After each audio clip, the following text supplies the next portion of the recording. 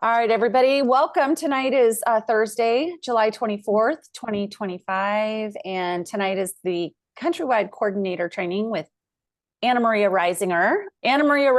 So is there anyone on the call tonight that would like to open our call up in a prayer? Any volunteers? I can if no one else does. Is that you, John? It is me. Go ahead, John. That would be great. Please do. Go ahead. All right. Abba Father, we just humbly come before you. Lord, thank you for every opportunity that we can come together around the globe. Father, we're all your creation.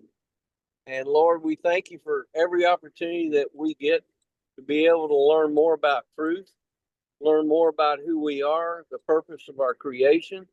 We certainly thank you for Anna and all the research, wisdom, knowledge that she has, and everybody else as part of this process, Lord. Help us be the right kind of examples. Help us to remember being servants as well, opening eyes of others that need to see what we're learning ourselves. I thank you for every opportunity that we get to have. Lord, I thank you for Michelle, her commitment to be a servant, always making sure this meeting is hosted on time and in order. Just bless her, protect her and her family, Father. And everybody's on this call. Bless each and every one of them and their families. And we just give you praise and glory. In Yeshua's name, amen. Amen. Thank you so much, John. And thank you also for being of service last Thursday. I had fun. Awesome. Good. All right. And it looks like Anna is in the room. Anna's in the house. Now, we didn't do the Bivens yet. So before we do that part, do we have a volunteer on the call tonight to do the Bivens? Don't everybody jump up at once. This meeting is private. Bearing false witness, misrepresentation, and posting inflammatory rhetoric in public forums is forbidden and shall be addressed in an appropriate manner to eliminate all conflict and false allegations. Is there anyone in attendance at today's meeting that is a member or agent of any law enforcement agency or public agency of the federal, city, county, state, or township agencies present? Is there a response to the Bivens decision for the first time? For the second time? For the third time? Anyone who is here under false pretenses, anyone who is working for any foreign government, including the territorial United States and the municipal United States, anyone who's being paid or coerced to be here must fully disclose their presence and purpose now or leave the premises. If they subsequently show up as federal witnesses, they are discredited for failure to disclose. All right, now we're gonna spotlight Anna. Let's see, here we go. There you are. Hi, Anna. And I'm gonna change your name for you because on the screen it says Shannon Bookie, but we'll fix that. Yeah, well, I don't think I quite qualify to fill those shoes. But here we are, another Thursday. And it's been a wild couple of months here. I just want to say that the opening prayer really kind of touched my heart and was an important item in my mind, because what we need more of is gratitude for the service and for the kindness and the loyalty and just all of the people who contribute to make this work. Okay. And oftentimes we have people that just seem to want to create some sort of distorted, fight mentality, who have no gratitude and who don't appreciate others and the work that people contribute and, the goodwill that we bring forward. They've lived in a corporate world for so long that it's all dog eat dog in their minds, and they think that they're going to progress and climb up some sort of ladder by stepping on others. And that is diametrically opposed to the community-based government that we are heir to. Our community-based government is supposed to uphold family values, in essence, and to treat our countrymen as brothers and sisters. And so, sometimes you may bicker with your brother, but he's still your brother, and you know how to go to him and say, well, I was expecting this, or I believe that this is the way it is. And, you have a discussion about it. You don't start making assumptions and suppositions and spreading gossip and doing all these really ugly things that have been happening pretty much nonstop for the last 6 months to a year in our assemblies. And there are just some people who are having a real hard time adjusting to a different way of doing things and a different way of life. And, the question is, how can we foster a community-based government system that really embraces people, welcomes people, helps people without all these petty concerns and chatterbox stuff that goes on? We need to get a new attitude fostered in our assemblies so that one lady said to me, okay, I joined the assembly and I was expecting something new and different and wonderful. And all I get is he said, she said, and gossip and rumors and slanderous accusations about people lying and stealing and all sorts of nastiness. It's as bad or worse than the de facto. And so she was going to give up right before she even got her nose in the assembly. She was ready after one meeting to call it quits and say, no, this isn't anything I want to be associated with. It sounds like the woman that was on our call last night. She had the same experience. It might even be her. Well, it might be. And I did, she told me what had gone on, what her experience was at a first meeting of the assembly. And I didn't blame her a bit. She had a bad experience, bad impression. First impressions count. And if we aren't making the effort to resolve whatever differences we have and to be kind and to be civil to each other, then how in the world is anybody going to be encouraged to participate in an organization and a group of people who don't even know how to behave toward each other, who don't know how to be welcoming or open or kind or anything else, just nastiness.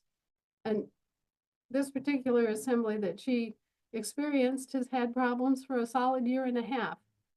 And it's just been, promoted and engendered and created as a bad situation by a few renegade members who, despite being openly told, hey, this isn't how we do things, simply didn't get the message hard enough from the other members.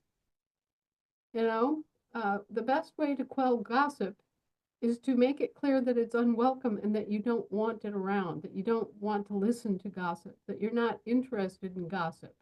If they've got facts and there's a criminal accusation, take it to the oversight committee. If it's a civilian type, civil dispute with issues of property or whatever, take it to the ombudsman. But don't go around slandering other members. Don't go around doing anything but be grateful for the other members, because we are only going to get through this together, okay? There's no other way. And anything that divides us is an attempt to conquer the whole effort. We have to recognize that. We have to recognize the evils of gossip and of suppositions, or as some people say, the assumption. And we have to go forward. We can't be stuck going around in circles with, oh, he said, she said, they said, they're doing blah, blah, blah, blah, blah, blah, blah. Okay, we can't. When we have differences of opinion, we have to recognize that. And then we have to, do something adult to resolve it, and not this petty kindergartner type corporate response of, oh yeah, well, I'm going to, pull some sort of maneuver on somebody. Okay, we've got to get past this. We have to learn a different way, and the only way for that to really take hold, that community-based governance feeling and reality, is if the individual members of the community that makes up that assembly gets together and says, okay, well, we're not putting up with any gossip. You want to gossip? Bye. Go stand in a corner and gossip to yourself. And otherwise, if you've got real facts, go to the oversight committee. If you've got some other kind of complaint, go to the ombudsman. But stop the clacking. Stop the phone trees late at night talking to people and trying to influence their opinion. That's not right. And the way that you can stop this in its tracks is by politely hanging up.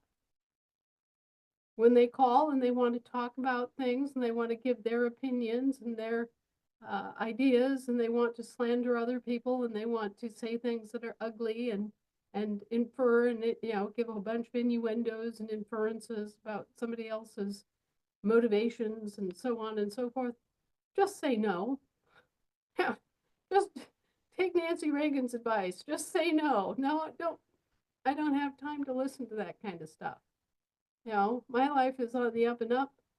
My life is positive. I want it to stay that way. No more of this corporatist dog eat dog, fight, us and them mentality. It has to be a mentality of all of us together.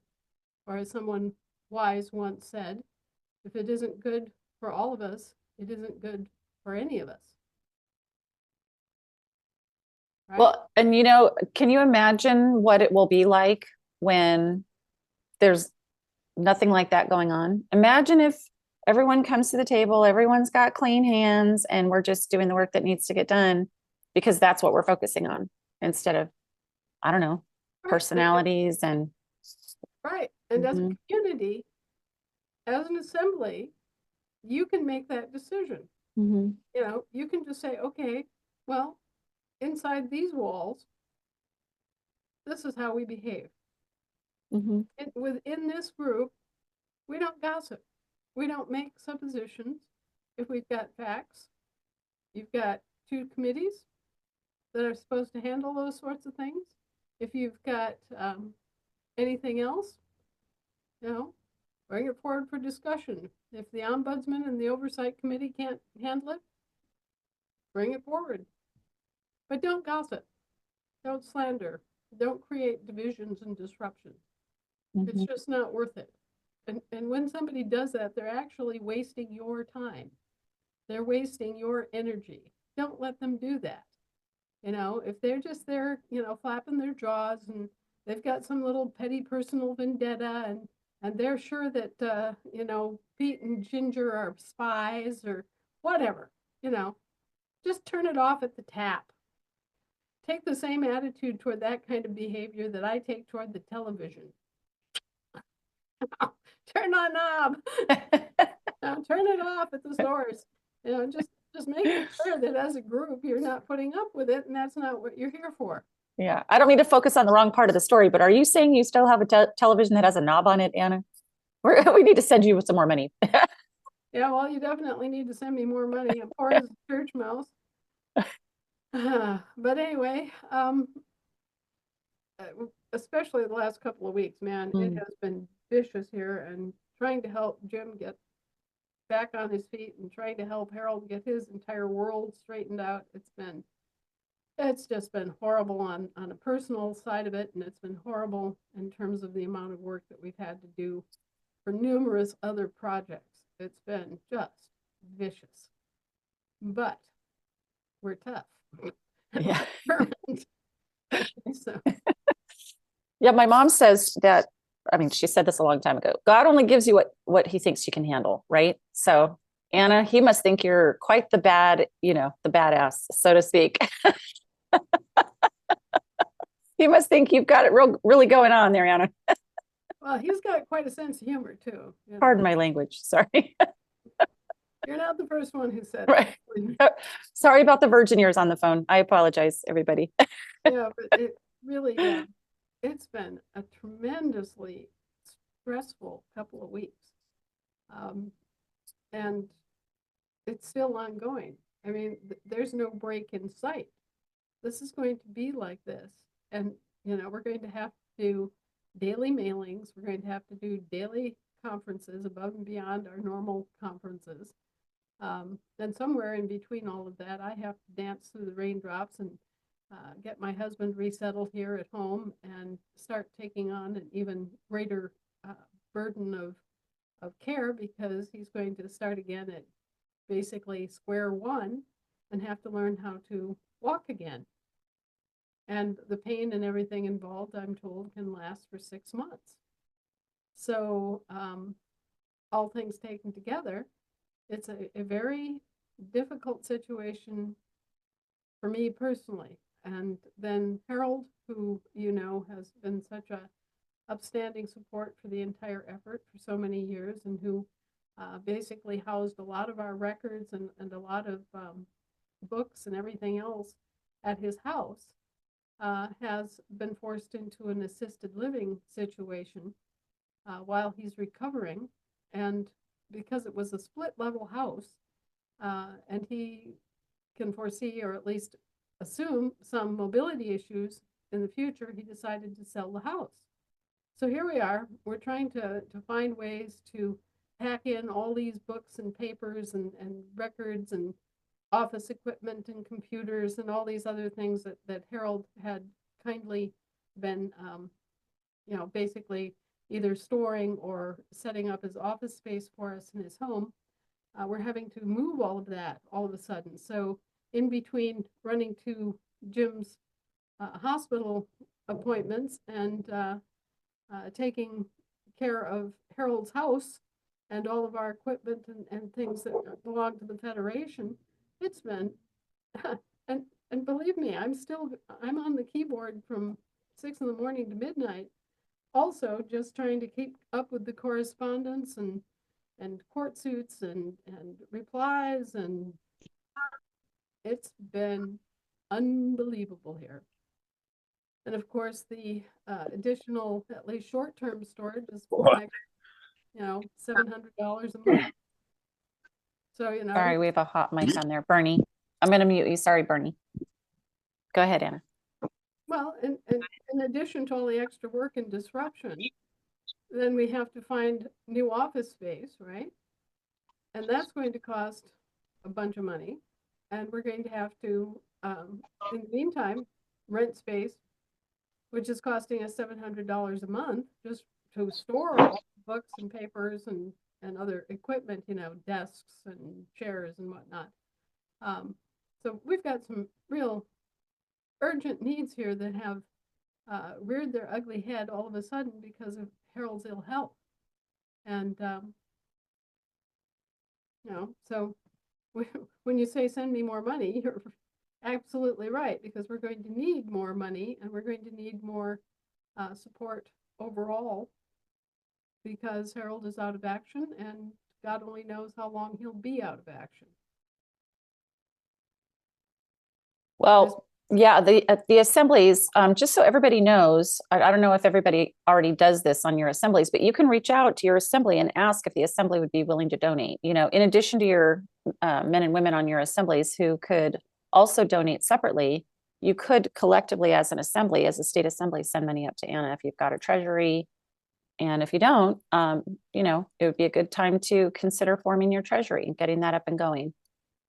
Well, and many of the states do send me, not a huge amount, but a small amount every month, $50, something like that, and it helps. It helps pay the light bill. It helps pay for paper and ink. It helps replace things that break, or just, when we lose a computer or a printer or whatever else, it does help a great deal. And ultimately, the assemblies are supposed to be funding the Federation, not the Federation funding the assembly. The way this is supposed to work is that the states are supposed to fund the activity of the Federation. We just came at it backwards because we'd all been hijacked and human trafficked out to sea. Okay, so that's what caused the reversal. And, it's one of those things where if you want it to get done, you've got to do it yourself. And so here we are, self-governing, floating our own boat, but it can only be done if we are all working together and all making that effort. Sorry about that. I was muted. Well, thank you, Anna. I know the California Assembly approved sending up some money your way. And, that brings up a question. I'm not sure if any other assemblies are going through this too, but we know that there's a certain amount of money every month that, or a certain, amount for every like credential card that gets sold or every publishing that gets paid for, that gets set aside for each assembly. And we're having a challenge being able to get that money distributed back to the assemblies. It's been, I think the last time we got a disbursement was in early 2023, I think it was, maybe first or second quarter. And I know Susan James has asked a couple of times on our Thursday night call here with you, and she's reached out to Terry like, hey, what's happening? But it's been a while, and I know that everyone's a volunteer, so we're not crying over our cereal or anything, but it is one of those things that it's just sort of this nebulous unanswered question that's going on a couple of years now. So if you happen to have any feedback on that, I mean, it might also be that they were waiting for GFG to fund our assemblies and it should have happened by now and all of that, but it's just. It may be that it's getting wound up in our disbursements because we take disbursement off of some of the things that go on. It comes back to the Federation to pay back the Federation for things. Mm-hmm. And well, God only knows, we've all been having a hard time. Let's put it that way. So it may have been displaced in favor of the Federation because, the Federation has borne all the expenses. that Right. that could be. We'll stay on top of that and we'll keep you posted about, what ends up happening. I know the last time that California had an accounting, there was almost $10,000 in there. So it might be that it's just a matter of, Well, Terry, is doing all this work all by herself. And she's being constantly, at one point she had some help, but I don't know what happened anyway.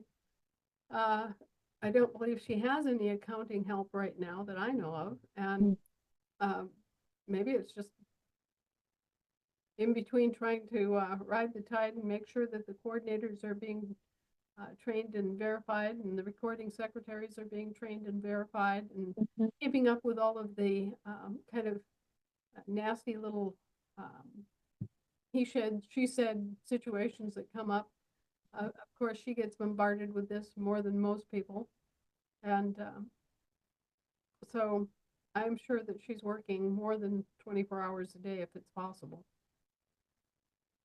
Yeah, she definitely has a lot on her plate. So we're very patient and definitely wanting to make sure that we support the Federation. And I'm sure, I can't speak for the other assemblies, but I'm pretty sure that everybody wants to make sure that you've got the appropriate amount of funding and hopefully a little extra, Since we started this back, 10, 15 years ago, right? We've never had any significant amount of funding above and beyond what was needed for the activities that we were pursuing.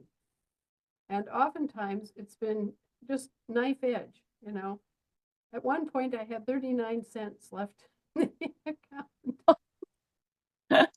But we never went in the red. That's awesome. We still had our 39 cents. So, but it just seems like every time that we really get into a situation where we desperately have to do something, as we are in right now, it always somehow turns around so that we get what we need. And that has been kind of a magical part of this whole experience, is that, it comes out of somewhere. Someone feels it in their back pocket. I don't know. They hear the calling, and so when we've given all we can give and done all we can do, we just kind of go. And that's where we're at right now. So we've given all we can do, and so. Okay, really quick, Anna, I just got like a private message that people are having difficulty hearing your microphone. Is there something that you've got on your end audio wise that you could turn it up? I can hear you just fine, but let me see. All right, those of you that can't hear Anna, I'm assuming that you already turned up your own volume button. Okay, well, let's see here. I'm already at 100%. Okay.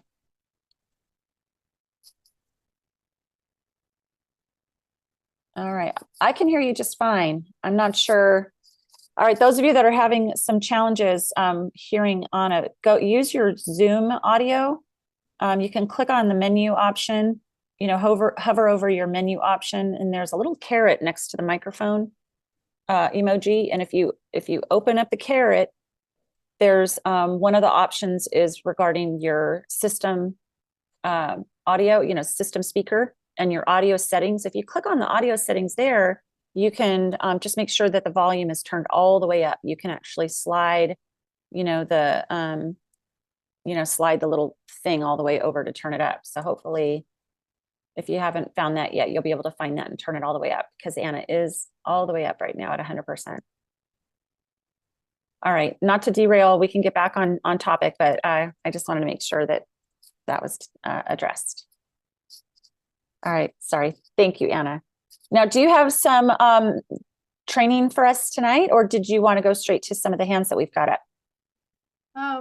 I just wanted to really briefly let you know that we have completed our claim for the Avila Family Trust, and we're beginning the process for the other family trusts. This is coming as a great shock. Pretty much throughout the world, there are numerous banking organizations that are just kind of stammering and stumbling over this. And the criminality of what was done is apparent. And so there will be some big shakeups coming as a result of what we're doing. But it nonetheless has to be done. And so a lot of that is being processed at very high levels of the international community with the world courts and the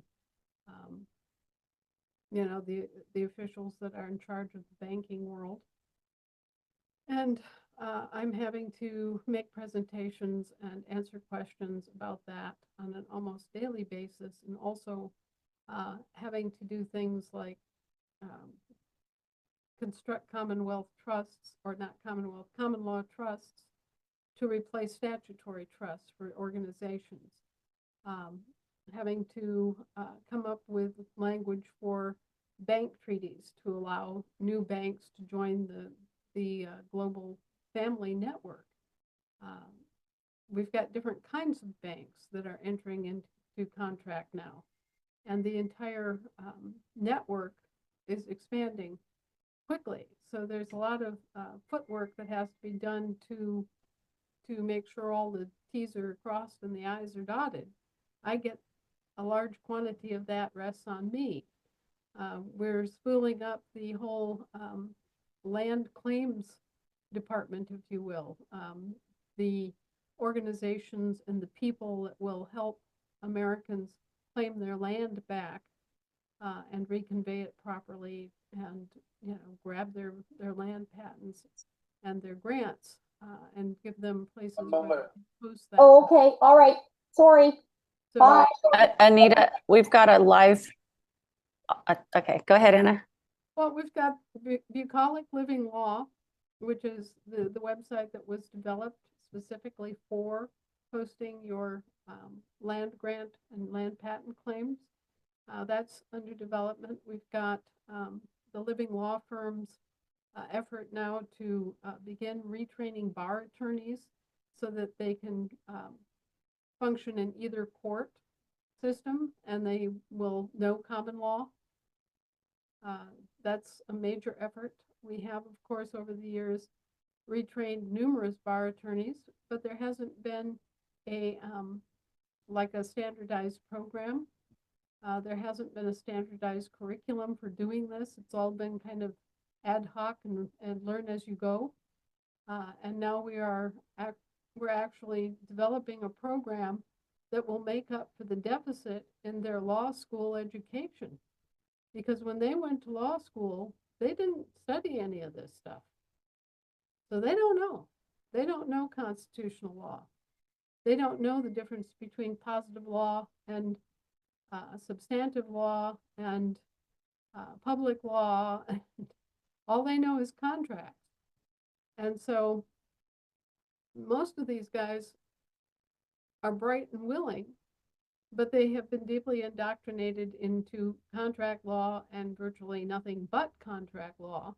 Ecclesiastical law goes right over the tops of their heads. They don't have a clear understanding or picture in their mind how all the different venues and jurisdictions work. That just a tremendous amount of education has to take place to make them truly competent in their own profession, despite some of them having spent, $350,000 for an education, and they only got a partial education. Anyway, we have to go back and retrain these guys, and the Living Law Firm is now undertaking that on a broader spectrum, so that when bar attorneys realize that they're engaged in criminal activity and that they're harming their countrymen and they're desperately seeking a way out, that they will be able to continue pursuing their profession in our courts and simply learning a new kind of law system and being able to function efficiently as counselors of law. So those are two big new things that we all need to be aware of and to support. A lot of work has gone into this from volunteers so far, but there's even more that has to be brought to bear on it. So we're trying to, computerize and modernize and update and streamline and come up with teaching modules that make sense, and all of this is going on at the same time that we're struggling with these international presentations and claims procedures and processing, and it's just a tremendous amount of work that a relative few volunteers are competent to undertake, and so an awful lot of the burden rests on just a few people at this point. It will improve over time. More people will get up to speed.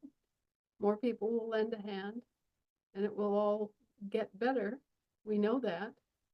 But right now, it's extremely hard to keep up with everything that we've got going internationally, keep on trying to help everyone develop their state assembly, give guidance as to the differences and role and importance of the county assemblies, and also develop the whole land grant and land patenting process in a way that is streamlined again, and where people can have a resource that will assist them in trying to get their land grant posted and on the record.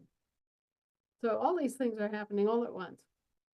And we're just doing the best that we can with all of that organizationally. And on top of it, then we have the bank development, which has thankfully gotten to the point where it's an integrated whole and it's working in terms of information transfers. But now we have the growth of the system with respect to all the other banks that want to join. And there are different banks that do different things. There are asset banks, there are bullion banks, there are international trade banks, there are maritime commercial banks, there are land jurisdiction commercial banks, there are just a plethora of banks. Plus then we have credit unions that are, they're dealing in the government debt side of the ledger, and they have to be recast into a prepaid credit role if they're going to interact with our system. So there's all this picky, legalistic, but necessary work that's getting done to really expand the global family network so that we have what are called correspondence banks worldwide. And a correspondence bank is just a local partner who has agreed to work with you and to accept your deposits and to accept transfers of assets back and forth, okay? But this and the growth of the vendor base are two of the things that are just exploding right now with the global family effort. And all of that's taking place at the same time. It's all booted up by volunteers. And I just can't say enough about our volunteers that so dedicated, so determined to make it real and to do all of the work that's necessary. Yeah, they have to hold that big picture in their minds and stay focused on the task. There are some really great volunteers at Global Family now. And so I know I've had to reach out a number of times to help people on my assembly, and they have been responsive and professional and kind and quick and thorough and knowledgeable and really, really great. So big shout out, particularly to Mary and also to Paula, both who have been just outstanding. So now you brought up that thing about credit unions and their interface with us and how their system is going to have to work. Is that because they're more local and they're, essentially county based? Nope. It's because they are county or group based. Mm-hmm. Credit unions serve a specific defined population. Mm-hmm. And maybe that population is all the people living within the borders of Utah. Okay. Okay, got it. But they have to, well, it could be significantly larger group or a smaller group, but they all do have a defined service objective, and they all have a defined population. So there's that. But the real differentiation between a bank and a credit union is that a credit union is operating on debt and credit notes. Okay, it's operating on what's known as commercial paper or scrip. And so it is not actually operating on money as much as it is operating on credit.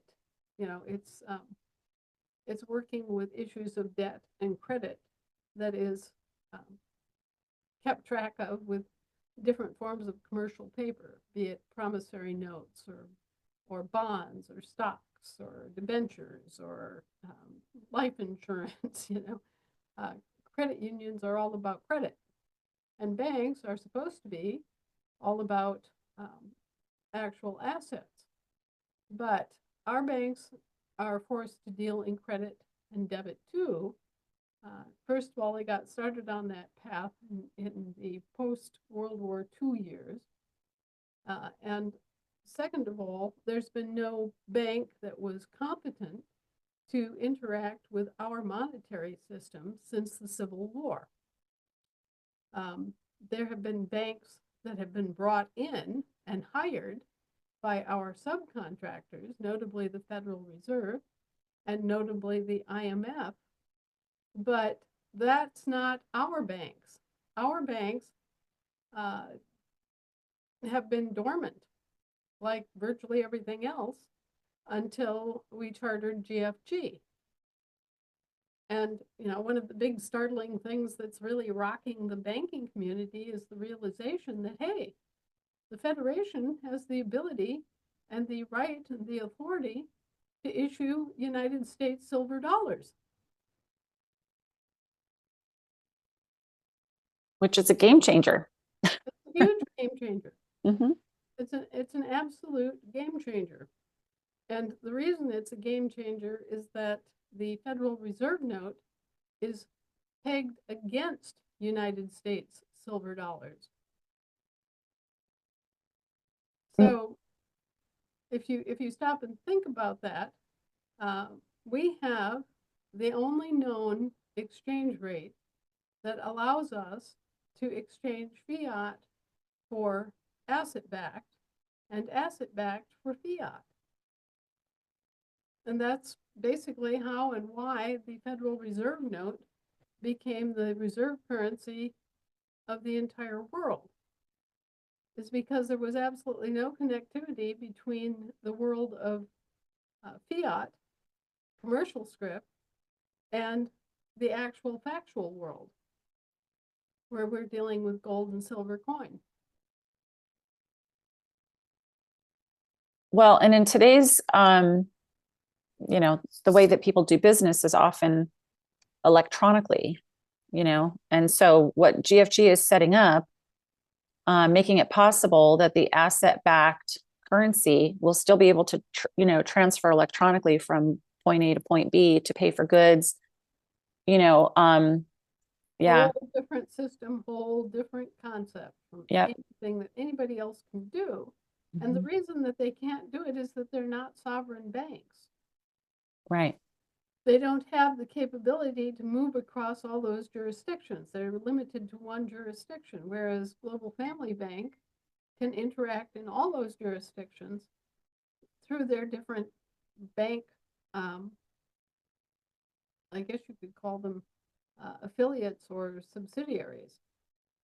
Because, for example, they have the International Trade Bank. They have the Bank of Commerce, which is maritime. They have the Commercial Bank, which is land jurisdiction. They have the national banks, which are soil jurisdiction. You begin to see the complexity of this and how each one of those separate banks has a separate jurisdiction and is basically operating under a separate set of parameters and laws. So then does the jurisdiction get determined by who is making the transaction? Meaning, like, is it a living man? Is it a corporate entity? Is it a government? Is it a, you know, is it the one using the system that determines the jurisdiction, or is it the, like, what ends up determining jurisdiction?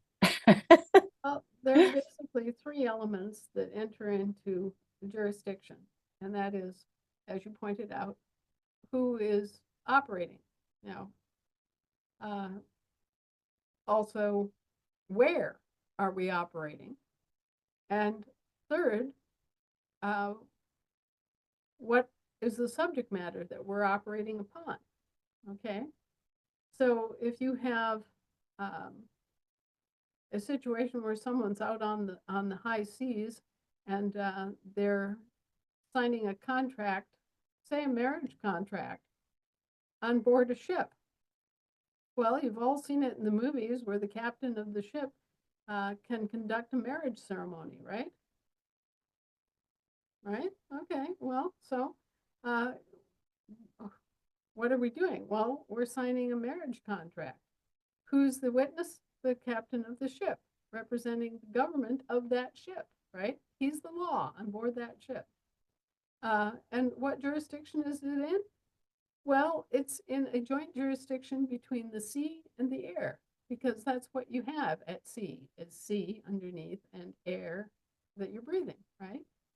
So you've got a situation of split jurisdiction, which is most common, and you have a contract that is being administered at sea, right? But it has an effect in the air jurisdiction as well. Okay. It really helps. Jurisdiction is a difficult subject. It's hard to really wrap your mind around. But if you can get it firmly fixed in your brain in terms of locale, that just see the sea and see the air above the sea, you now know that the two jurisdictions that are interacting is air and sea. Yeah, and there aren't living people on the air and in the air or on the sea. So when they get back to shore, right, and they want to be recognized as being lawfully, you know, having this lawful union on the soil, so to speak, they would have to redo, or if you will, right? Because otherwise their union is stuck in a different two different jurisdictions. Right, and on top of that, you have a situation where you have multiple requirements in different jurisdictions. So that's why we have so many different versions of the Declaration of Independence. And you'll see that there are versions of the Declaration of Independence that were issued on 4th of July, 1776. And then you will see versions that are issued July 4, 1776. And then you will see versions that are issued on July 4th.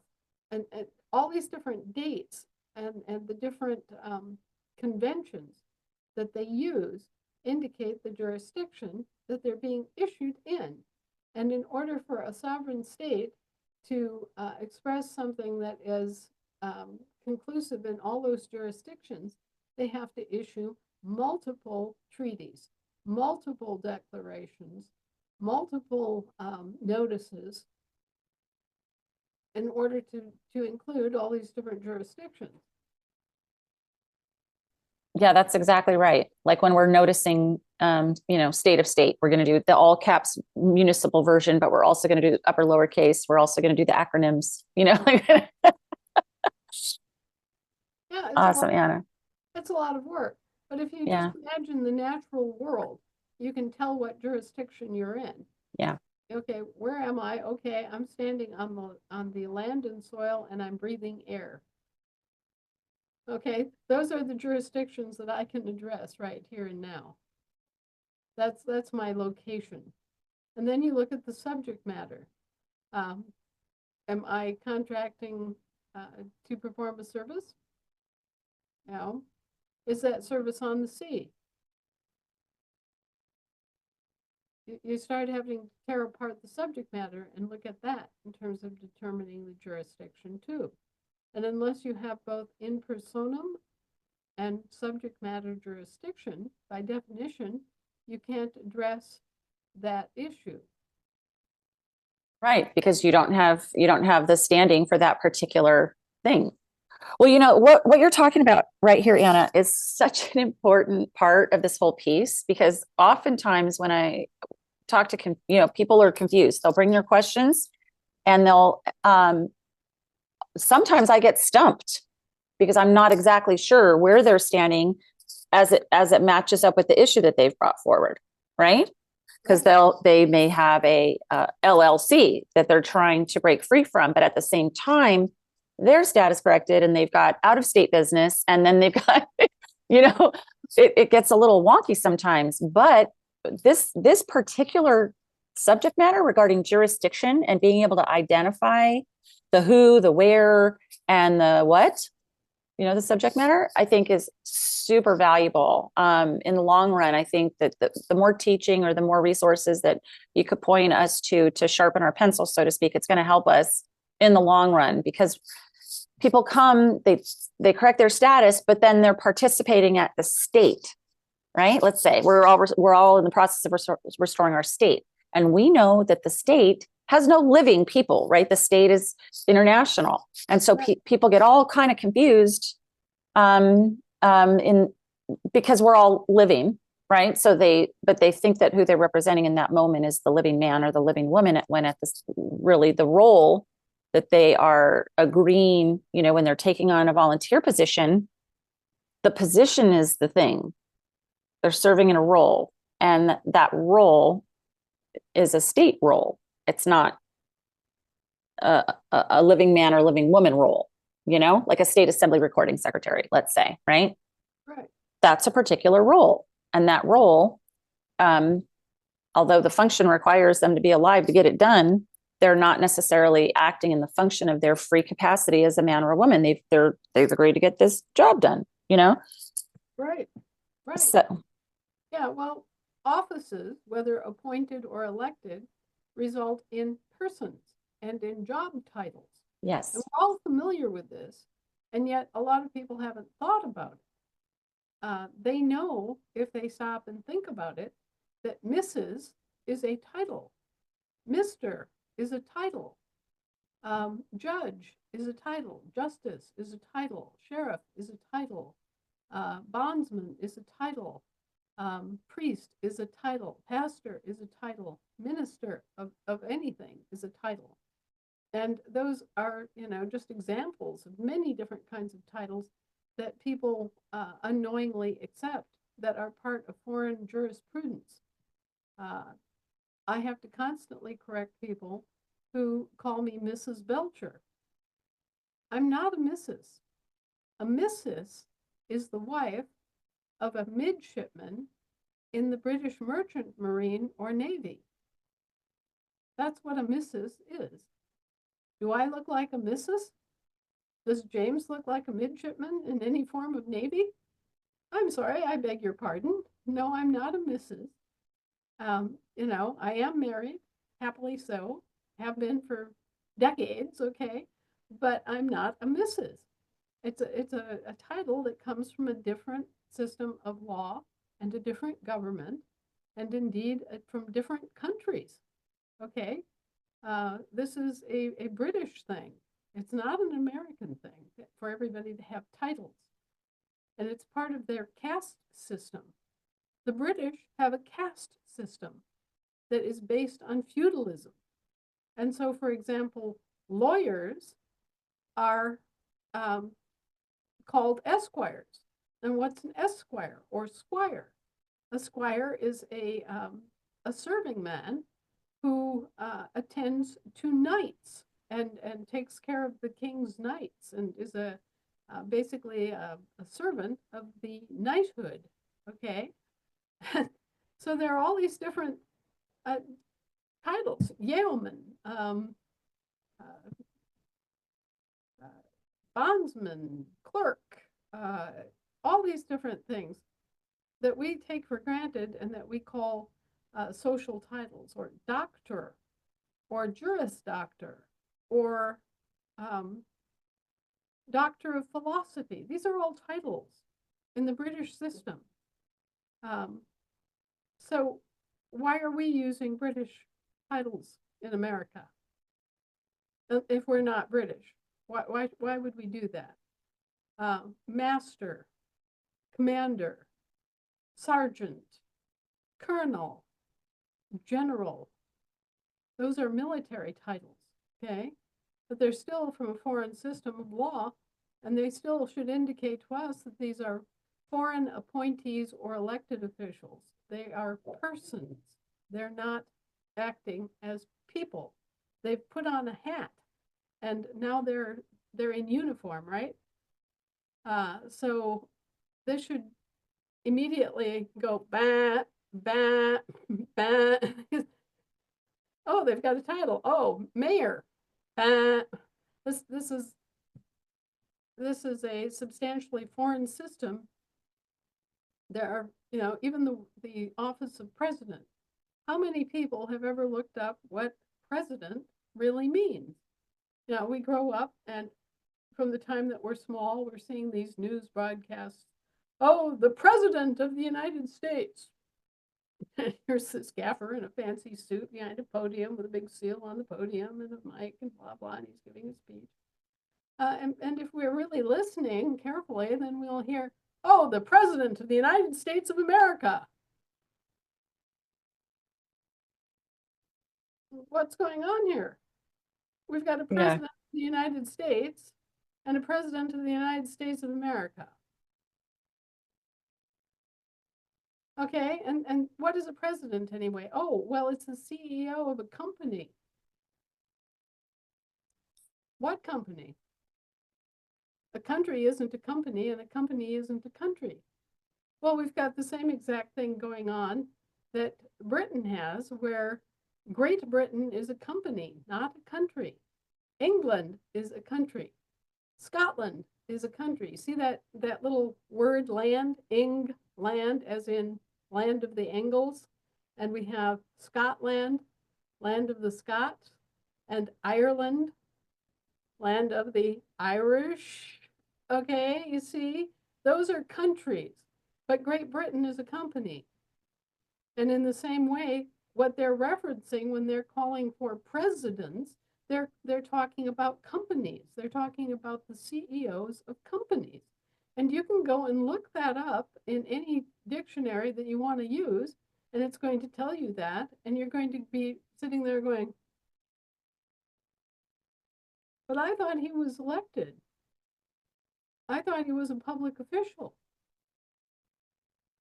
No, and it's the same at the municipal level, right? So many incorporated cities are run by something called a city manager, right?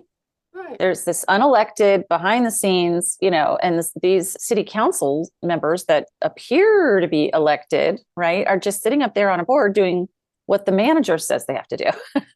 Right. Right. Exactly. Exactly. Mhm. So there's been a what would you say, a wavering or a mixing of different jobs, different statuses, different jurisdictions in inappropriate ways. In the Federation, you have a head of state. Now, a head of state is different than a president, okay? If you're talking about the country, you have a head of state. If you're talking about a company, you're talking about a president. And a country can have a president, okay? A country can operate a business or two or three or four or five or six or 127, but a country can have a business. And this is exactly what we see in the development that took place in the Second Continental Congress.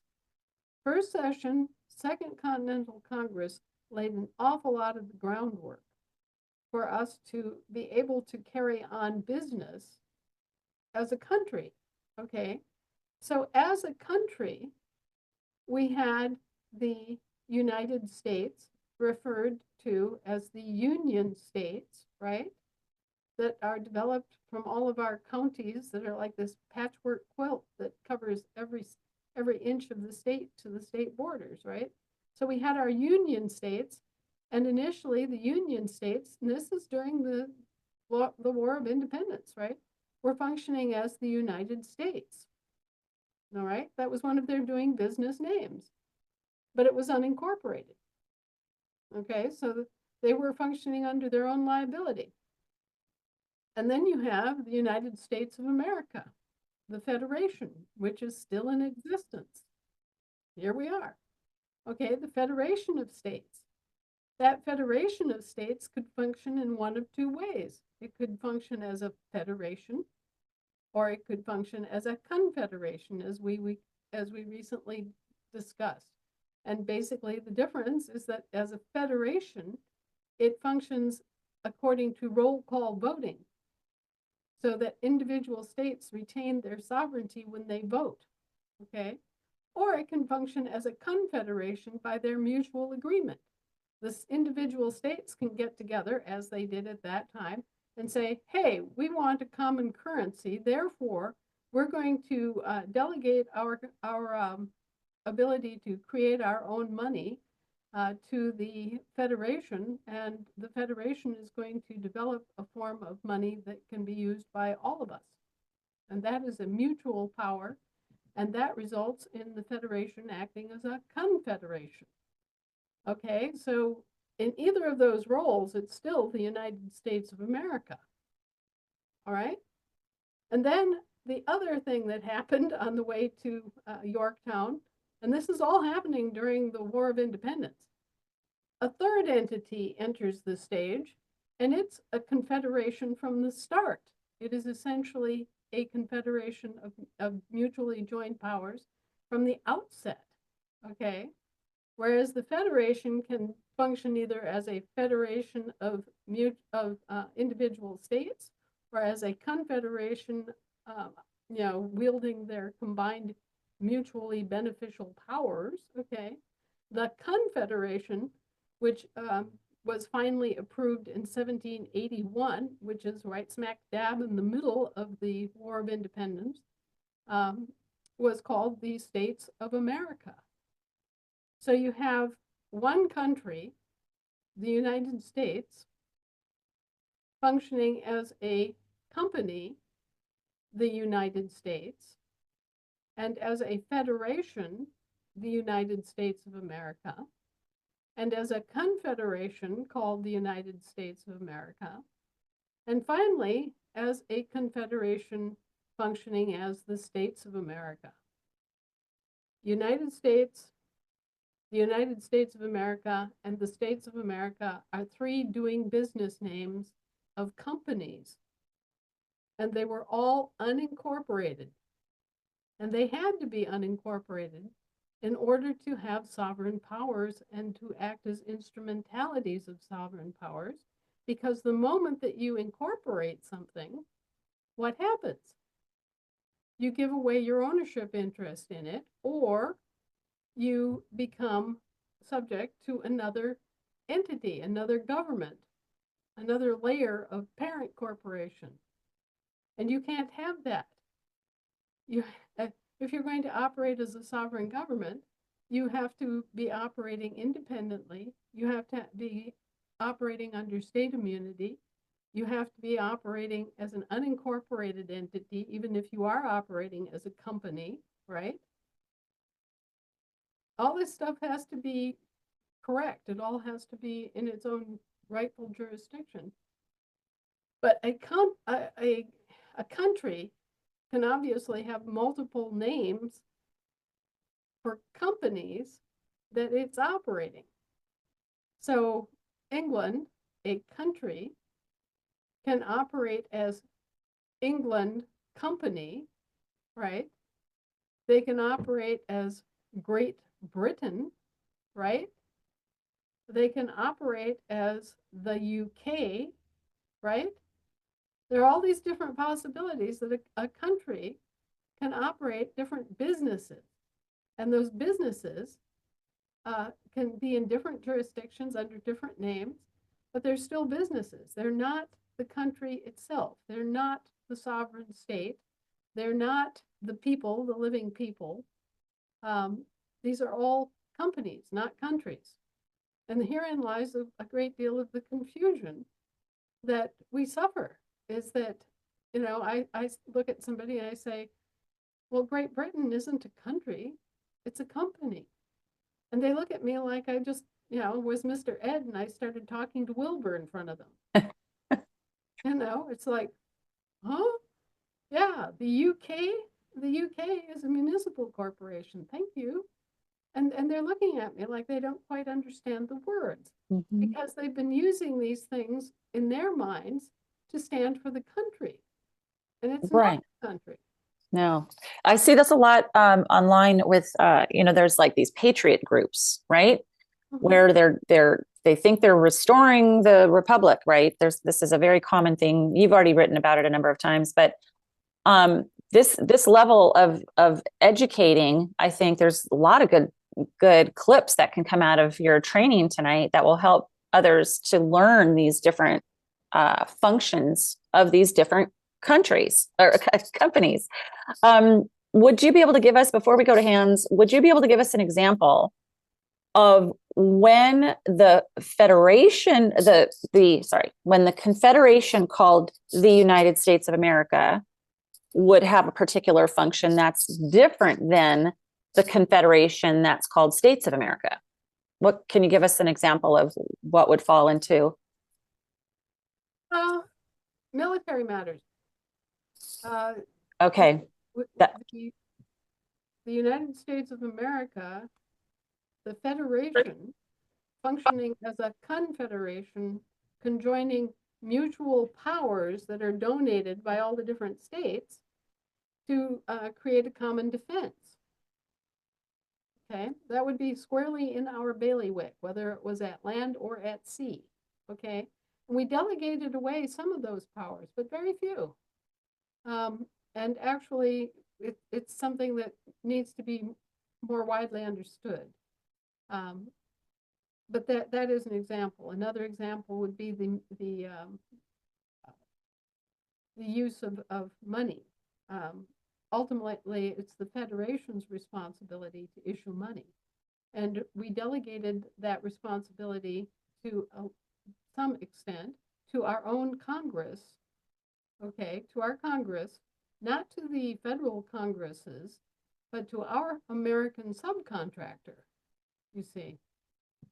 So all of those delegated powers, most of the delegated powers that appear in the Constitution are delegated powers of a mutual sort that were then delegated on to our subcontractor, which was the original American subcontractor under the federal Constitution of 1787.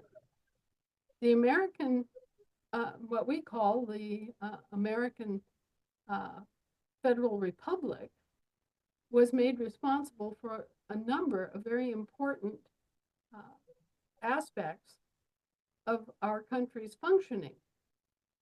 And when they failed, when that organization failed, those powers then revert back to the delegator. And that's why the United States of America, the Federation, the unincorporated Federation, is able to do things like mint the United States silver dollar. Okay, because it was originally a mutual power that we held as a confederation. And it was our Congress that had the purse strings, not theirs. You have to keep it straight in your head. We're the employers, and the federales, all the federales, American, British Territorial, and Holy Roman Empire, or Empire subcontractors, were the employees. All right, so I'm sitting here in my chair, and I delegate one of my powers, which I already have, right? I delegate one of my powers to one of my faithful employees, right? Say that I delegate my power to do the dishes to my faithful employee who happens to be my son. And okay, so the relationship is I have the power to do the dishes, but I delegate that power to my son. What happens if my son is unable to do the dishes? Well, guess what? It rolls right back to me. Yeah, that's a natural thing that we don't even think about it. It's so natural, right? If you delegate something and they can't do it, and it still needs to get done, then you got to do it. Like restoring our house here, right? Exactly. And that's why they cannot restore an American federal republic, because they're acting in the capacity of British territorial citizens. That's why status correction is so important. Yeah. Exactly. They could create a British territorial version of a federal republic, but it would be a federal republic. It would not be our federal republic. It would be a new British territorial federal republic. And it would not have restored anything because they never had a federal republic to begin with. All right? The Brits did not own, operate, or have anything to do with our American federal republic. So having a bunch of people who are knowingly or unknowingly operating as British territorial U.S. capital C citizens rampaging around, claiming that they're going to restore the American federal republic is ridiculous. It can't be done. It simply cannot be done. I mean, can a bunch of Spaniards restore the Irish government and then sit as the Irish government? No. No. Only the Irish people can do that. Yeah. The only people who can restore the American Federal Republic, take this home and to the bank, the only people who can restore the American Federal Republic are the American people, not the British territorial employees. If the British territorial employees could have legitimately restored the American Federal Republic and used it for their own, they would have done that a long time ago. But no, it's us, the properly declared Americans, standing on their own little flat feet in their own states of the Union, who can restore the American Federal Republic. And it's only us who can restore it because we're the only ones who ever had a federal republic. Okay, so if you use that word restore, you'd better know what you're talking about and who had a federal republic and therefore who can restore it. Okay, they cannot restore our federal republic. And if they do create a federal republic, it's going to be a brand new British territorial substitution scheme in which they claim to be the federal republic and they're not, and they didn't restore anything. That's exactly right, Anna. And it's not about, oh, there's, 300 and whatever million British territorials and papist municipals running around. It doesn't matter. What matters is that there are enough status corrected people and we just need to get the functions done. It's very simple. I mean, it's not simple, but it is simple. Our standing is a matter of inheritance. Mm-hmm. It's not a matter of office. Right. Okay. So it really doesn't matter in terms of the numbers game. Right. What does matter is that out of all those people, only about 12% of the people here in this country are legitimate foreign citizens. There are only about 12% of them that actually work for the federal government, either in a civil service capacity or in a military capacity. So sum total, there's about 32 million federal employees of one sort or another, and there's 320 total. So, 9 out of 10 Americans roughly are Americans. They're not US citizens, but they've been brainwashed into thinking that they're US citizens when they're not. And we have all been misrepresented and misidentified accidentally on purpose as such foreign persons in our own country. And it was done by a very sneaky, deceitful, fraudulent process. One of the things that we've been working on is, we collapsed the municipal estate, and this is rolling over to the British territorial merchant mariner, the missing merchant mariner who's lost at sea, right? His estate, it's all rolling over to his estate now. And we're looking for the magic bullet to put an end to that presumption that was created by our mothers signing the birth certificate.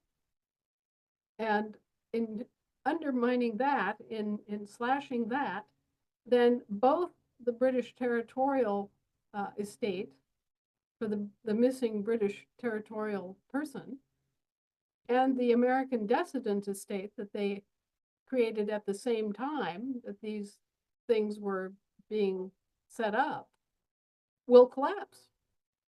And everything will just roll all the way back to the living man or woman whose name was attached to all those public trusts. Now, get this. In their own law, there is a prohibition against contracting with people who have endured a spell of illness. And a spell of illness is anything that requires a hospitalization. So our mothers, who were all hospitalized, could not possibly have signed those papers and given valid signatures either. Just as the babies could not represent themselves and sign a citizenship contract, the new mothers coming out of labor and being hospitalized could not possibly sign a valid contract. And the rule is, for everybody who needs to know, is it's 6 weeks. You have to be out of hospital for 6 weeks before your signature is valid again. Wow, that's a new piece of information. Very valuable. Well, and it begs the question too, because living people can't contract with incorporated entities anyway. Right. So, if there's a quote signature, and now a fraudulent signature, or, an invalid signature on this document, along with the witness, the obstetrician or whatever, the nurse, forming this contract with state of state for the birth certificate, they can't do that either, because you can't contract with an incorporated entity. So the whole thing on its face is just a big old house of cards. Well, they still hope to enforce it because their officer, the doctor, counts as 2 witnesses. Okay, so they're trying to hang it up on that. But the doctors don't know that they're operating as uniformed officers. So they're operating under undisclosed circumstance too. Yeah.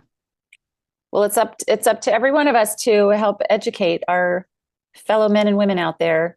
And there's so much good stuff on tonight's call, Hannah. There's going to be lots of great clips that come out of this. Now, I know you're being interrupted over there. Yeah, can I just mute out for a second here and get the report? Sure. Hey, Shannon.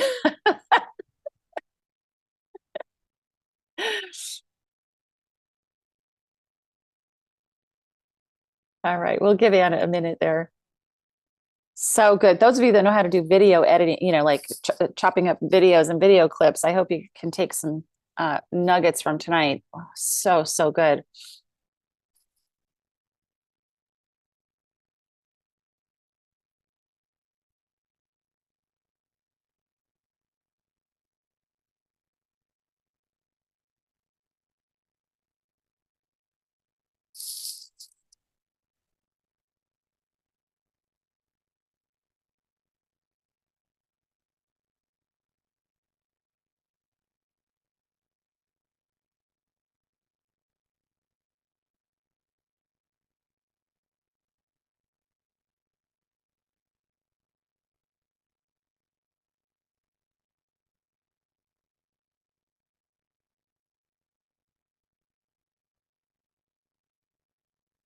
Actually, for the sake of the audio and video, I'm going to push the pause button. Oh, never mind. Here she comes. Hi, Anna. I've got the hard drive. I'm going to hook it up and dump everything tonight to a factory reset, and I can hand it over to Pete. Okay, good. Sounds like a deal. Ready? Right. Thank you, Shannon. What was the high five all about? Oh, Chaos. just the amount of work these guys are putting in is just brutal. And Wow. What do you mean? I'm going home to 4 or 5 more hours. Yeah, you're not clocking out yet, Shannon. The night is young. the amount of work they're doing is brutal. It really is. And it's not only their regular work, but it's all the house moving and all of the organizing and packing and unpacking because, anyone who's ever had to move out of a house knows that you have to move the furniture. And then when you put it in a storage unit in between times and transition between one location and another, then you have to organize the storage unit as you go. Right. Otherwise, it's not all going to fit. Well, it's not going to fit and it's not going to be, well, we have the greater problem of, oh, gee, well, we need that tax case from 1903. You have to be able to go in there and grab what you need and know where it's at. And we had that all organized at Harold's and now we don't.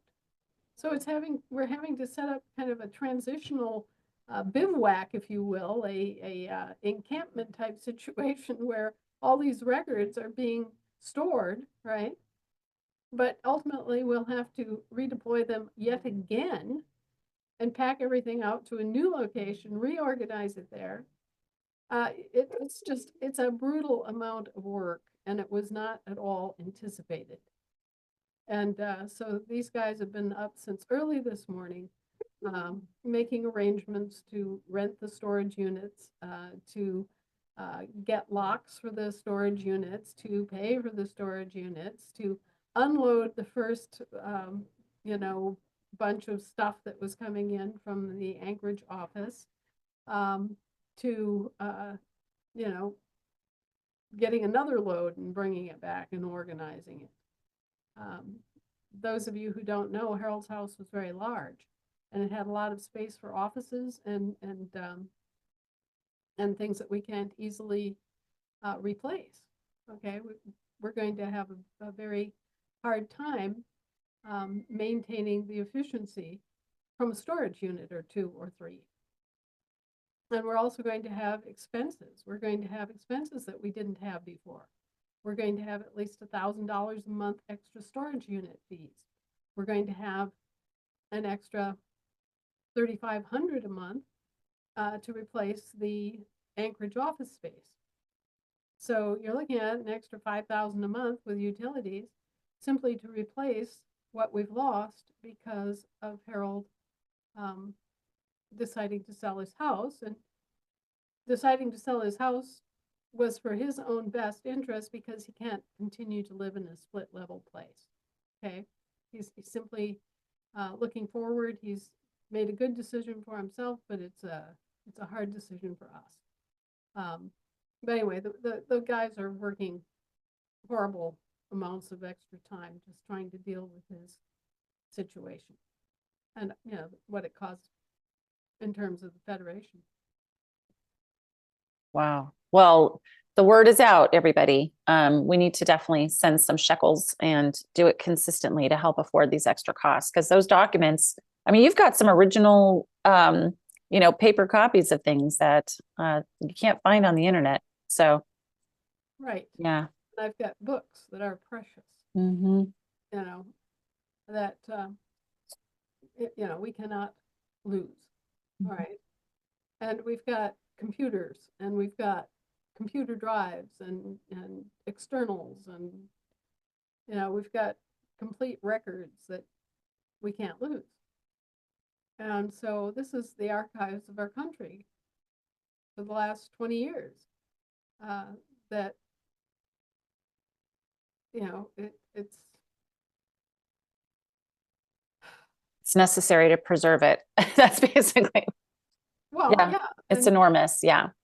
and the thing is that because most of us are quite elderly, this kind of upset is more common than you would think, because we've been using our own homes and our own garages and outbuildings and resources to take care of these sorts of needs. And so as we individually get older and, our body begins to give out on us in various ways, it creates a larger amount of turnover than you might suspect, okay? Just because we're so elderly as a population. And, now, God help us, we have some key members who weren't tuned in at the time that it happened, and they went out and they got the shot. They got the injection thinking that it was like the flu shot or something, And so they're dying, and all we can do is sympathize and try to help. Recent, Wow. well, I don't know if you saw it this morning, but Edward Snowden took some of the, the gross data that's coming out from the medical establishment in this country and demonstrated that 20,000 Americans a week are passing as Wow. of COVID-related maladies. So that's not a small number, folks. That's a huge number.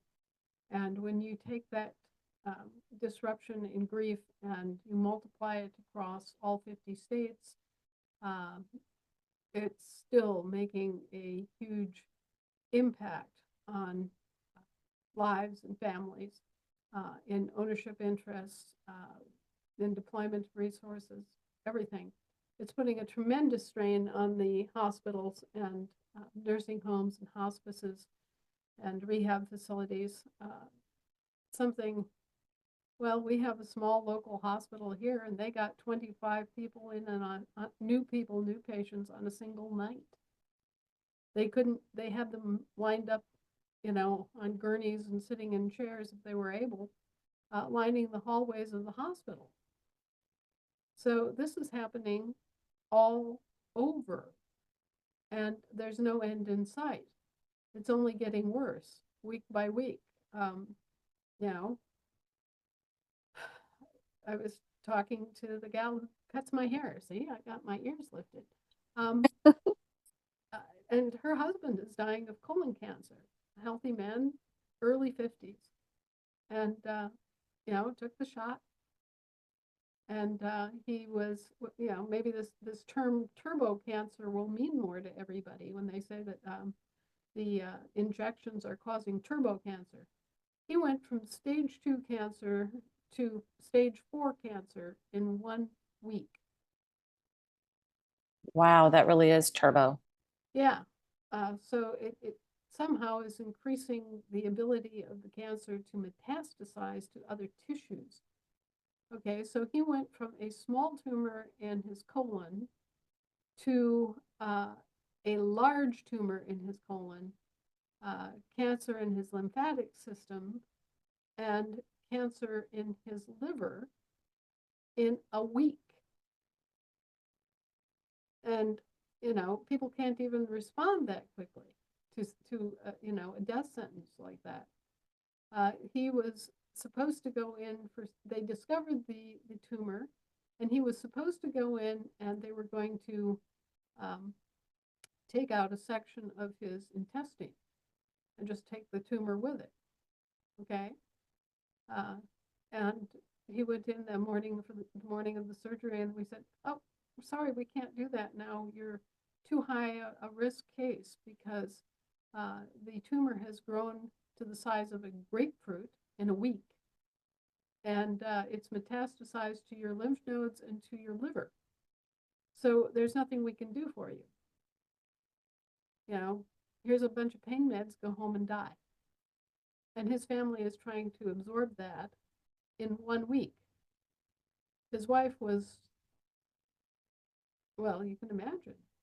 She was doing things today in between taking care of my hair to, you know, call up the gas company and get the account transferred entirely into her name, because so far as she knows, her husband could be gone in a week, maybe a month. So, It's awful what they've done to our earth and our world. And right, and you paid Yeah. for it with your tax dollars. And you know, there's no excuse and there's no mystery. The people sitting in that Congress passed the bills and stuff and exempted themselves from taking the shot. They exempted themselves, their families, and their staff members, and their staff members' families, all exempted from having to take the shots. So they knew, and they did this with malice aforethought to the employers that they were supposed to protect and serve in good faith. And this is what they've done. This is what DARPA and the misguided military and the bought and sold politicians and the British government and the government of Westminster and the government of Ghent, Belgium, have done. They're criminals. And if you go online and you listen to any of the interviews with Pascal Najati, who is the son of one of the co-founders of World Economic Forum, a man who left the World Economic Forum when he realized what it was doing. He quit the organization that he helped co-found, and he denounced it and told the world what an evil organization it was turning into and his reasons for leaving. And shortly thereafter, he was murdered. And now his son has come forward to tell the world the same basic facts and has stood up, as we all have, one way or another, to expose the evil in our midst. So really, if we had the sense of guinea hens, we would be seeking counsel and bringing lawful prosecution against the members of Congress. We would realize that the members of Congress have been acting in this foreign, deceitful, and unaccountable and illegal, unlawful, and immoral fashion for a long time. And they do not have any immunity because they are operating as officers of a foreign corporation in the business of providing governmental services. So when the hell does an employee of Wendy's Incorporated have state immunity? They don't. They don't have any immunity. we can sue them. We can hold them accountable as criminal.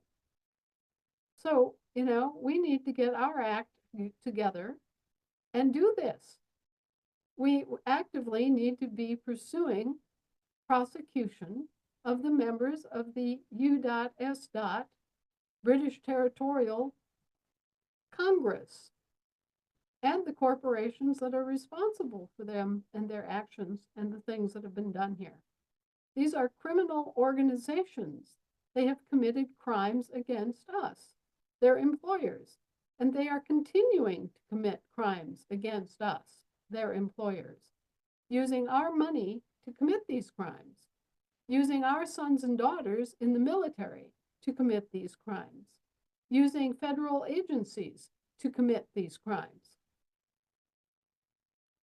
So although you may look at Congress as I do and shake your heads and wonder, these people don't have enough brains to blow out a bag, okay? They don't have any good sense mentality at all for the most part.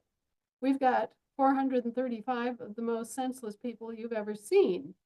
There's, maybe 10% of them have a brain between them.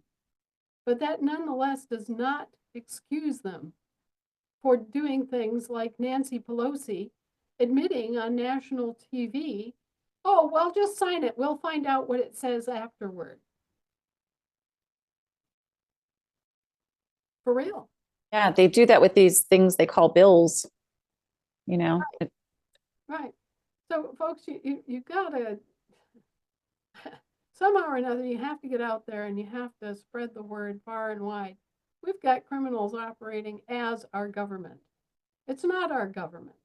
It's a governmental services contractor, a vendor that's supposed to be providing services to our government in good faith.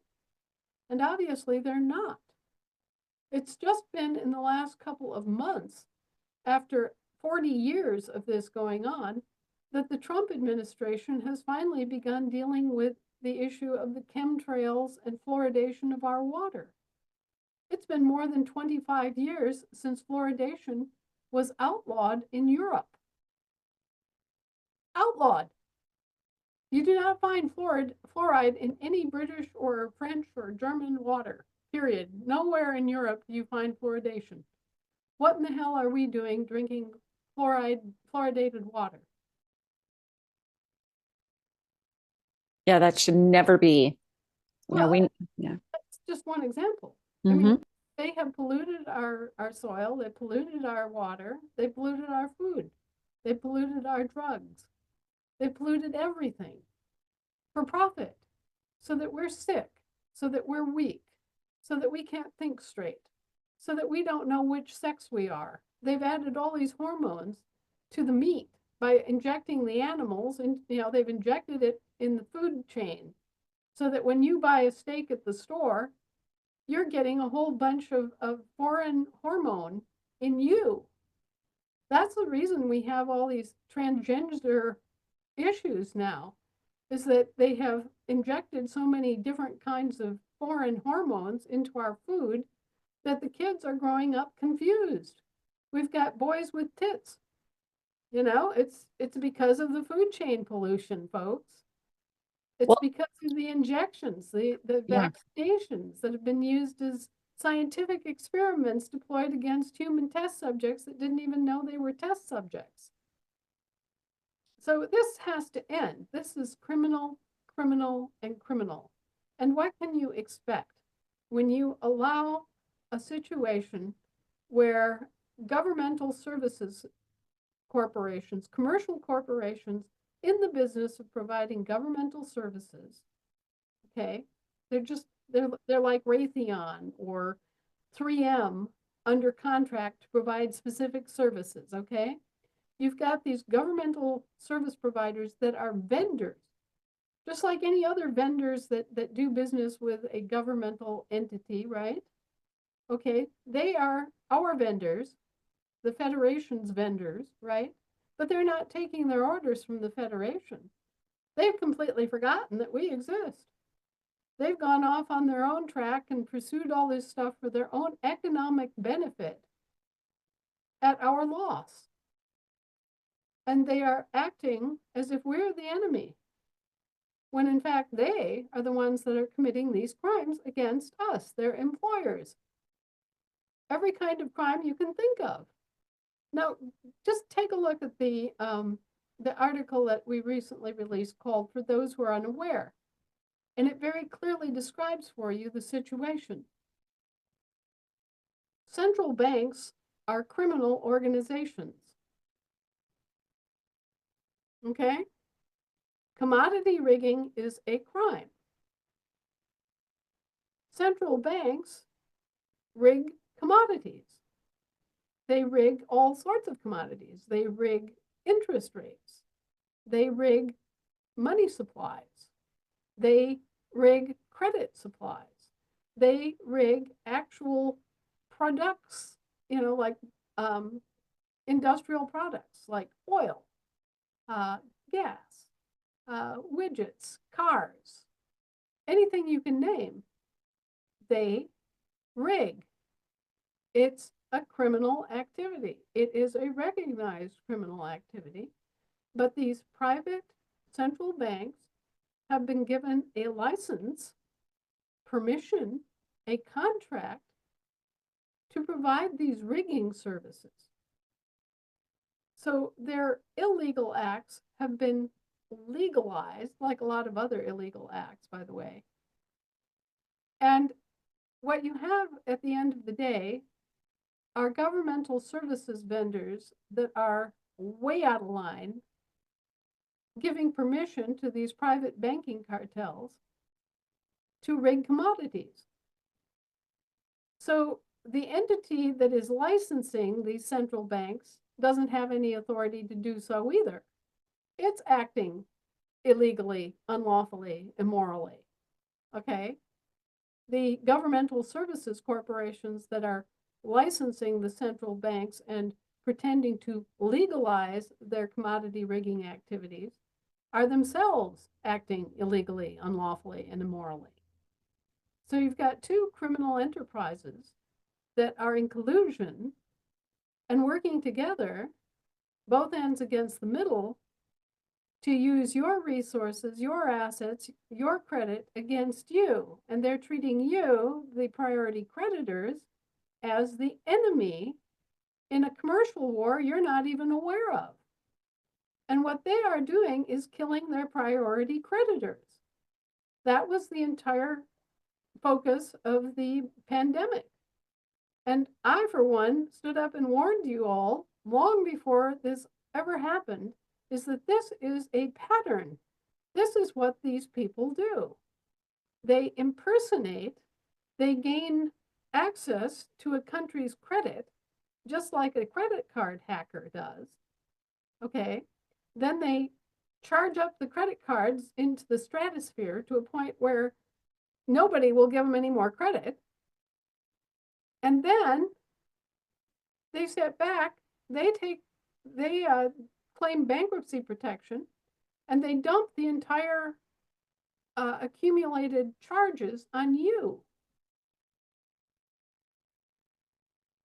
Well, they're trying to avoid having to pay back that debt. I mean, that's what they did with the Jews in Nazi Germany. They ran up all this credit, they borrowed and borrowed and borrowed, and then they killed them. Right. Because they didn't want to have to pay it back. And so I think people are waking up to this egregious situation, and they're realizing that it's all a big matzo ball of fraud, and that's putting it mildly, but Criminal fraud. it is criminal fraud. Read the article. Yeah. Oh yeah. No, I did. Yeah. It's very succinct. And I try my best to give people the baseball bat every once in a while. Right.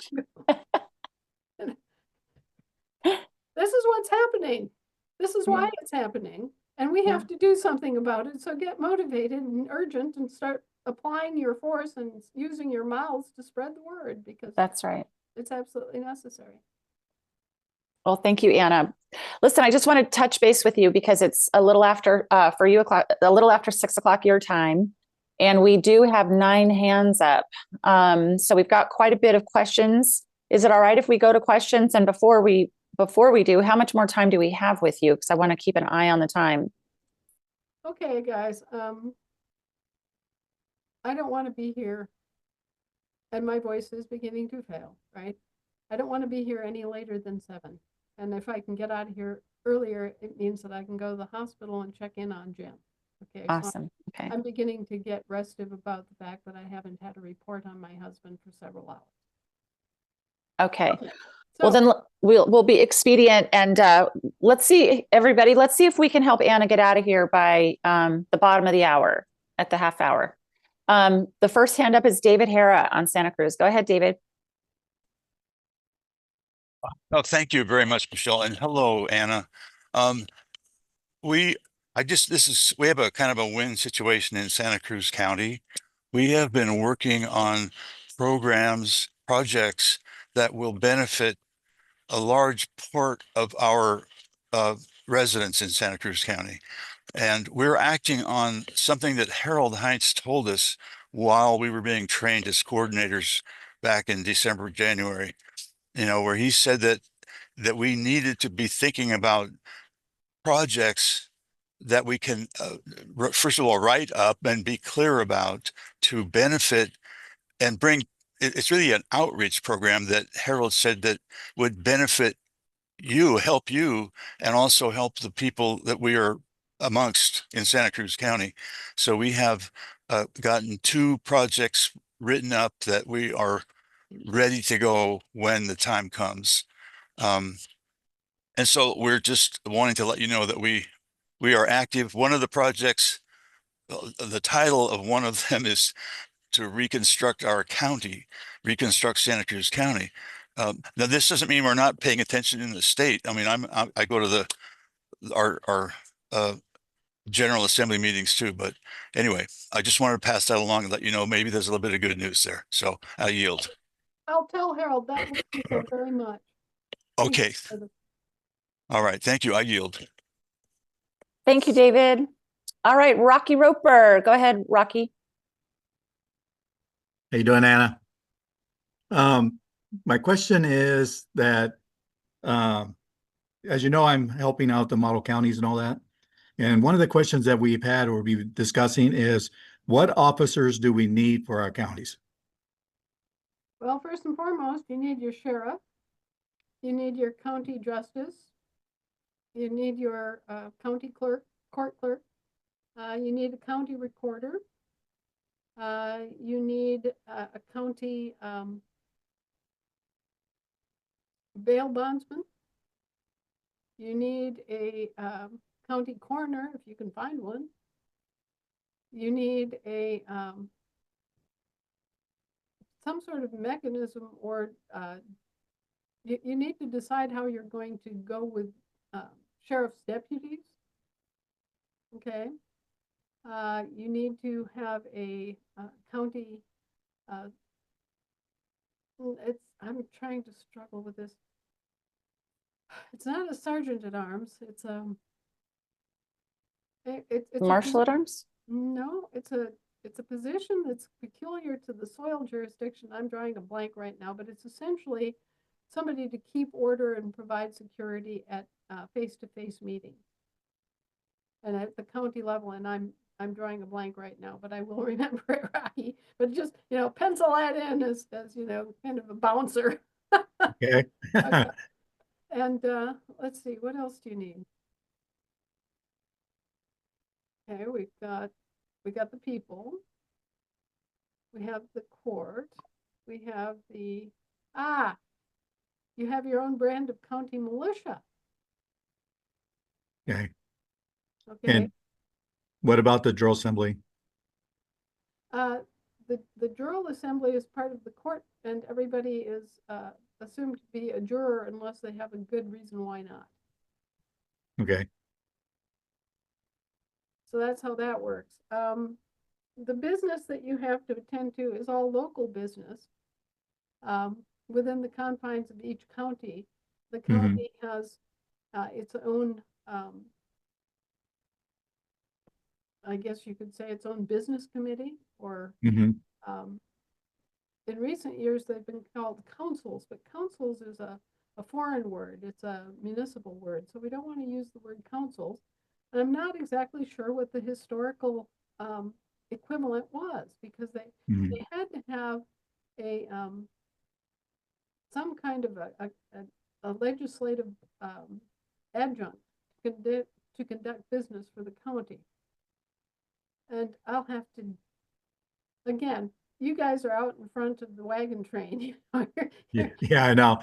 Well, one of the things that we were thinking about, and we've talked to some people in the, PKTF and other areas, that we would need liaisons or like a committee that would be able to work with the county and work with, international state type stuff, like if the militia needed some whatever from a county, that we'd have this liaison or this committee that would bring that back to the people in the county. Would we need stuff like that too? Yeah, you're going to need a variety of different committees to conduct Mhm. your own business and to, be able to ask for help from your state. Mm-hmm. Because there will be some things that you will need to ask from your state. A lot of the international stuff doesn't commonly get handled at all at the county level, but you may have need for state services to do international projects in your county. Mm-hmm. So you should have some sort of a business committee, and I will do some research. I'll stick some people on that to see, what the traditional name is for that, but you will need kind of a business committee. Okay. And as long as we are still on this subject and we're trying to get some clarity on the relationships, okay, I've got 5 questions here, which happen to come from Alabama. Okay. And this is going to help you, Rocky, and everybody else that's either doing model counties or who have already started your county process naturally, okay? Uh-huh. This, I think, will help you. Is the PKTF a sovereign entity of our government? No. Is the PKTF a corporation? No. Does the PKTF have authority to choose the Assembly's liaison to the PKTF or anything for us? No. Is the American Resurgence Project part of our government? No. Is the American Resurgence Project a sovereign entity of our government? No, absolutely not. No. Mm-hmm. See, I was always told that PKTF is a peacekeeping service that we as a county or state could ask for help, right? That they don't tell us what to do or how to do things, but if we ask for help, they could be there for us. Well, we all have a natural, mutual, beneficial, organizational relationship, okay? Mm-hmm. The PKTF is essentially a way to network our security functions and our disaster relief functions Mm-hmm. across a broad spectrum of different jurisdictions, so that you could have joint operations between the counties, the state, and other entities from other places, with federal disaster relief, with tribal nations, village police officers. There's just a wide spectrum of different service organizations that could be brought together and deployed in an organized fashion to meet every kind of contingency you can think of, from earthquakes to floods to fires to windstorms to, insurgency to you name it. And Mm-hmm. so the PKTF has got the job of trying to pull all of these different organizations under a communications network where they know each other, they know what each organization does, they know what their jurisdiction is and isn't, and so that we have this kind of coordinated ability to respond to disasters and to riots and to all those sorts of things that can disturb the public peace and safety. Okay, Mhm. And remember, this is our total mandate. There is only this much. I mean, it's a real short Yeah. fuse, you know. We're here to protect the people and their assets. Mhm. And if we're not doing that, then we're not doing the job of government. We're Right. not fulfilling the actual purpose of a government. So the PKTF is there to expedite and coordinate and network together a coordinated response across multiple jurisdictions, multiple different kinds of organizations, and be able to mobilize and communicate with all of those different kinds of organizations to help Mhm. protect the people and their assets. And you know, that's the fundamental priority job of PKTF. Now, they do have a function going forward that will engage them more heavily in community organization, okay? Because when you start out with the municipal, British territorial and American organizations, and you're doing, say, disaster planning, right? This Mhm. immediately then engages you with community building. Right. So, you know, they have, and this is, you know, part of where the Resurgence Project, and as it very clearly says, Resurgence Project, what they're talking about is uh, bringing forward the counties and the organizations to fill in the missing blanks Mhm. that have been caused by our government being silent and dormant for so long. And so the idea of the Resurgence Project is to provide more ground level, grassroots information and outreach and organization assistance to the model counties and to the county development effort Mhm. nationwide. We've got 50 states and 3,100 and some counties. Mhm. So we have many, many, many, many more counties than we have states to organize. And all of the people in all of those counties, which vary substantially from urban areas where you've got thousands and thousands of people in a single county, to rural areas where, you know, you might only have a few hundred. Mhm. Okay.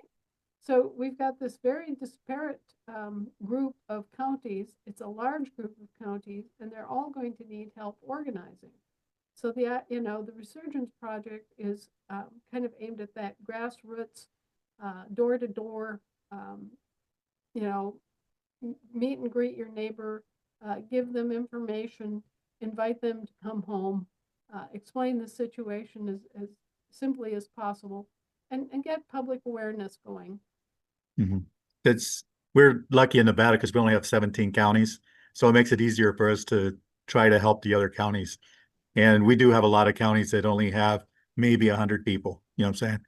So the deal is the bigger counties need to help out and help get these other ones standing too. And that's what was good about the model county, I think, is it's taking a county that's already starting to develop and try to help the other ones with the same thing, which is good, I think.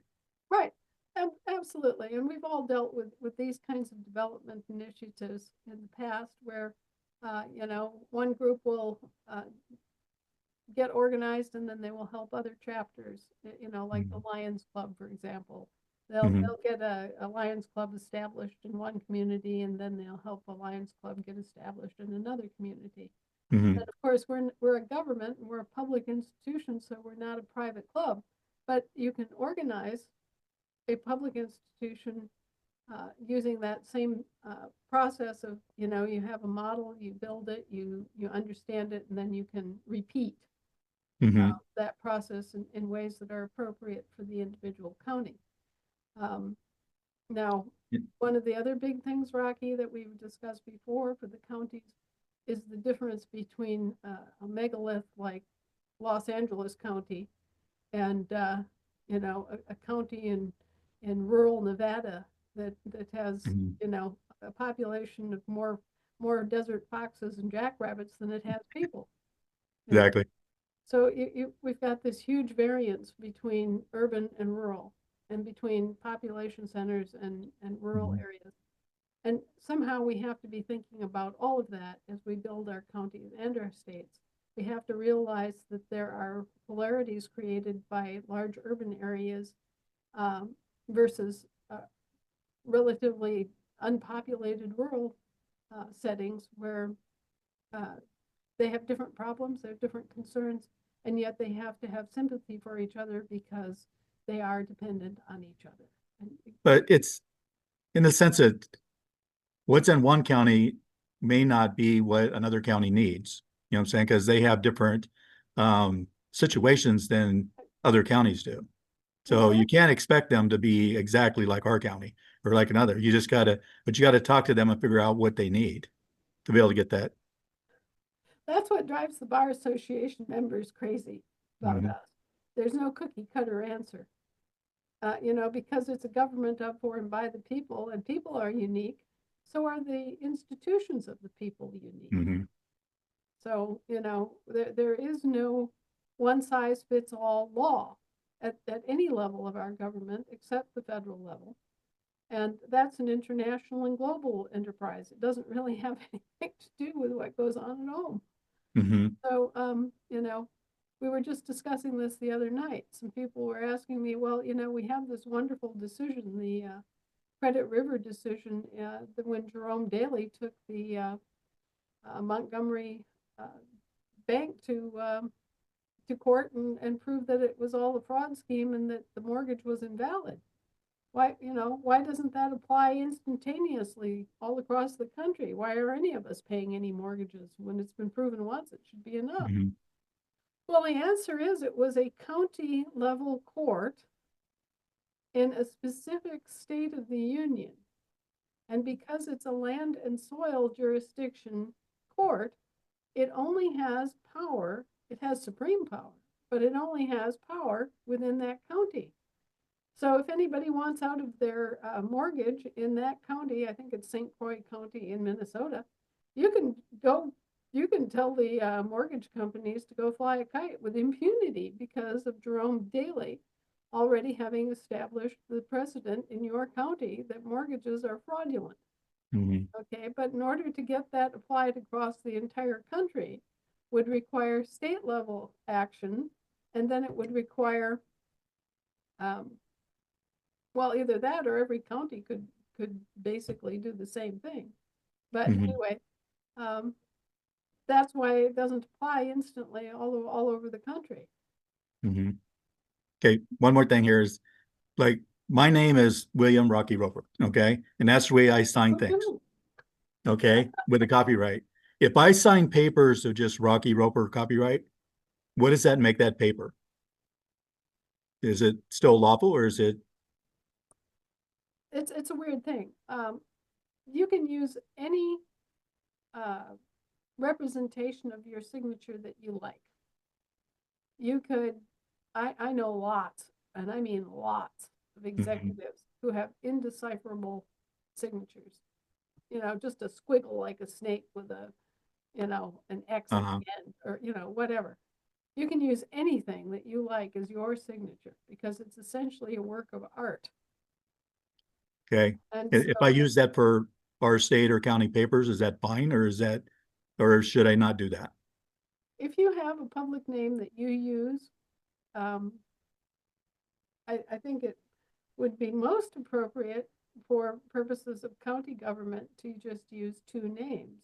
And you could use either William Roper or Rocky Roper, because remember, under land and soil law, you only have two names, that all actual names only have two parts. It's a bicameral system. And when you're a kid in grade school, what do? They teach you to print your name, and it's just Anna Reisinger. Given name, surname. So all lawful names actually only have two parts, even though you can use the three-part system to do work under your own admiralty. Okay. So And the last thing is I have something really important to talk to you, but it needs to be me and you. Can you call me sometime or you text me or something so we can talk? All right, well, do me a favor then and send me an email or a text with your preferred number on it, and be patient with me because I'm overwhelmed. Yeah, I know. I need like 10 minutes, maybe 15 to tell you what, this is not the place to talk about anything, other than coordinate thing. And anyway, I'm going to yield so everybody else can get a chance here. I hope that, yeah, there was some time here, but I Okay, think there thank were a you. lot of questions. Yeah, thank you. Yeah. Thank you, Rocky. Okay, next up we have Raleigh from, suddenly I'm forgetting. Is it South Africa. Africa? That's right, South Africa. Thank you, Raleigh. Thank you, Michelle. Hi, Anna, how are you? Good. I've Raleigh? been trying to get hold of you, and I get the voice recordings. I know, as you said, you're busy.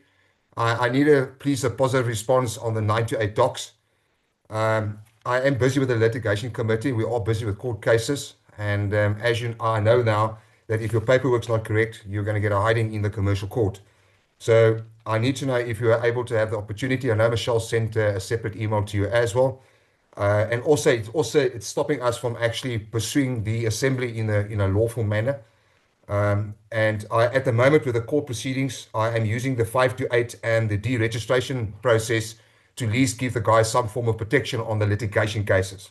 Although it's not 100%, but I'm getting a lot of stick in South Africa. I've seen other assemblies paperwork that are not up to your standard. They've actually moved stuff out of your original documents, put in all kinds of scriptures in it and things like that. And I know you said this is a legal document. It's not to be tampered with. Leave it alone as per se. However, I did make the effort to go look for the acts in South Africa. All I need you to confirm with me is, am I on par?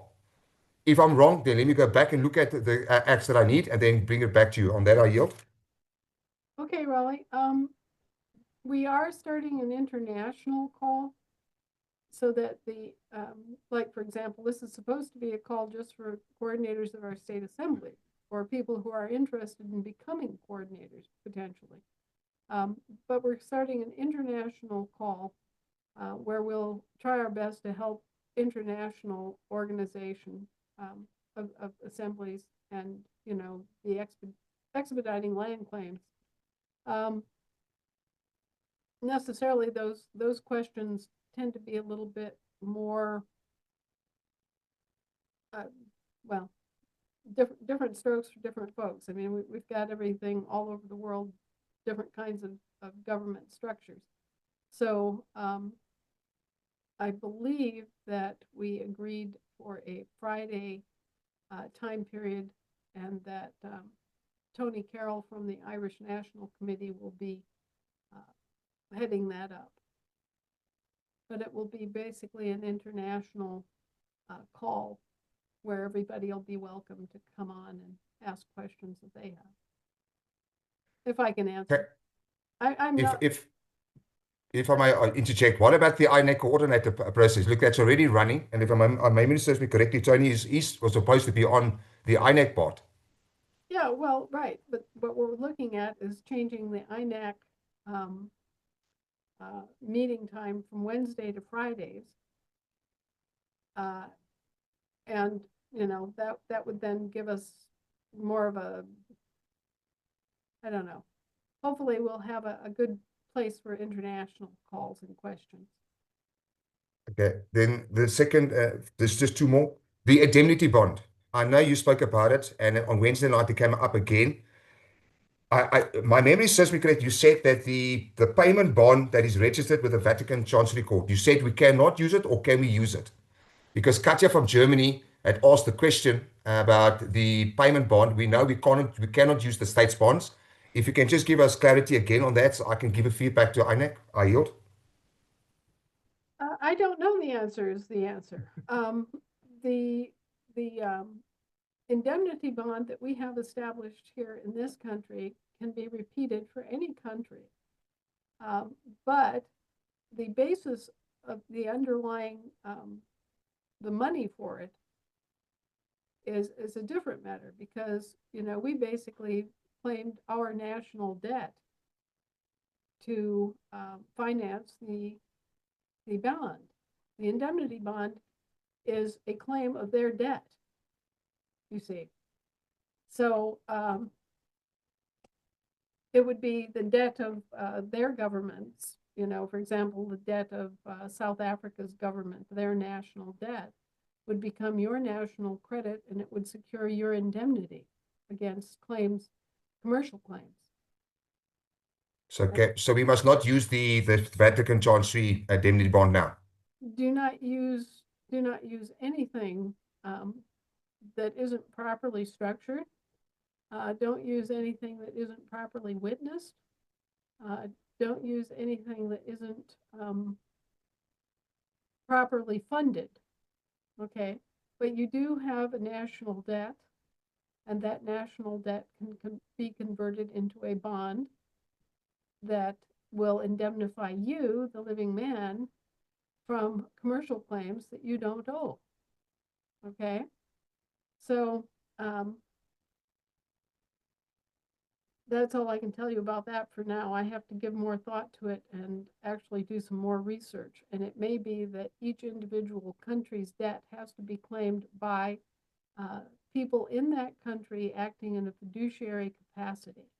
You may have to establish a fiduciary for a national level assembly. But you know, like I say, that's a question too deep for me right now. Okay. Yeah, so I just want to concur just on this 98. You said you will have a look at it and then you'll give me feedback. I will see if I can find it in my completely overflowing email account. Okay, I know Michelle gave it to you as well. I'm speaking on correction. Then please clarify me the story of this, the capital S state as in state, and then the small s, because in one of the statutes and acts, just to tie into with the 98 also, that says there, it says includes provinces. Does that mean that falls under the main body corporate structure of the country, of the RSA corporation, or what does that actually mean? Because I as much as I read your articles, I'm stuck with the capital S and the small s state. I can't get my head around it. And when I saw the definition of includes provinces, then it means that it's taking it from the land soil jurisdiction into a sea jurisdiction. Now, applying to that, which also affects the 98, is that I found out that we became Commonwealth citizens in 1994. How does it then impact our ability to reclaim the country? I yield.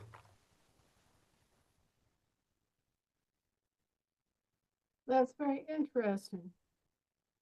I would suggest to you that they did the same thing to you that they've done in other places. And when apartheid ended and that particular form of government ended, the British came in as a territorial mercenary force and established a quote-unquote military protectorate. And then they proceeded to assume, as they always do, that you were automatically dependents of theirs under their protectorate.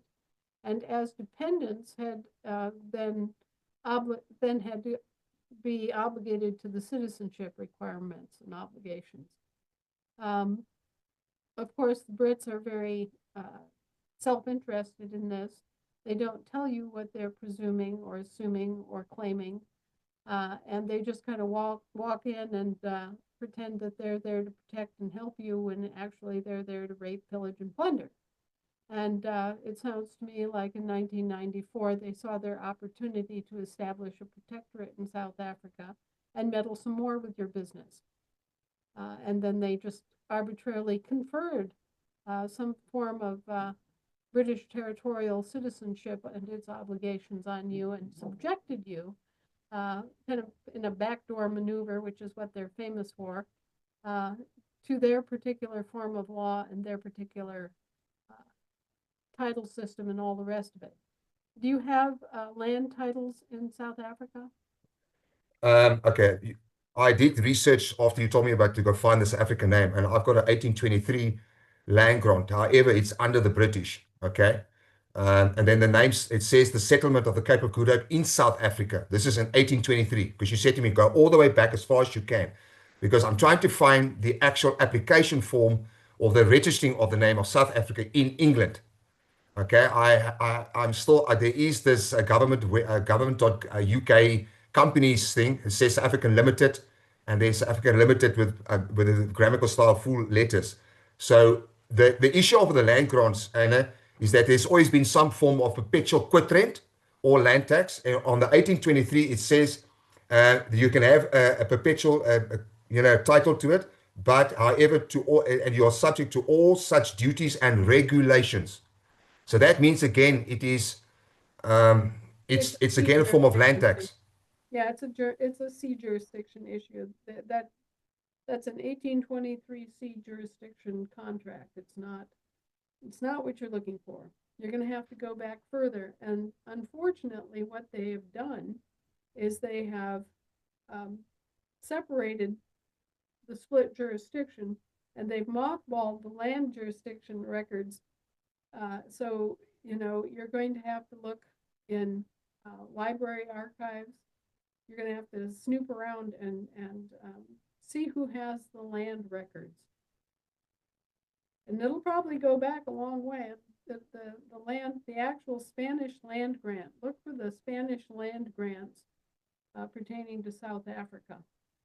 If I could just add on to that, what's also very important is the VOC, the Dutch East India Company. Now, I am busy researching the Dutch East India Company, and I have found some records of the first 9 people that actually got some form of land grant, although the VOC was very specific not to issue land grants. But these had specific conditions on those 9 who originally got it. I think it was in 17 something or 16 something.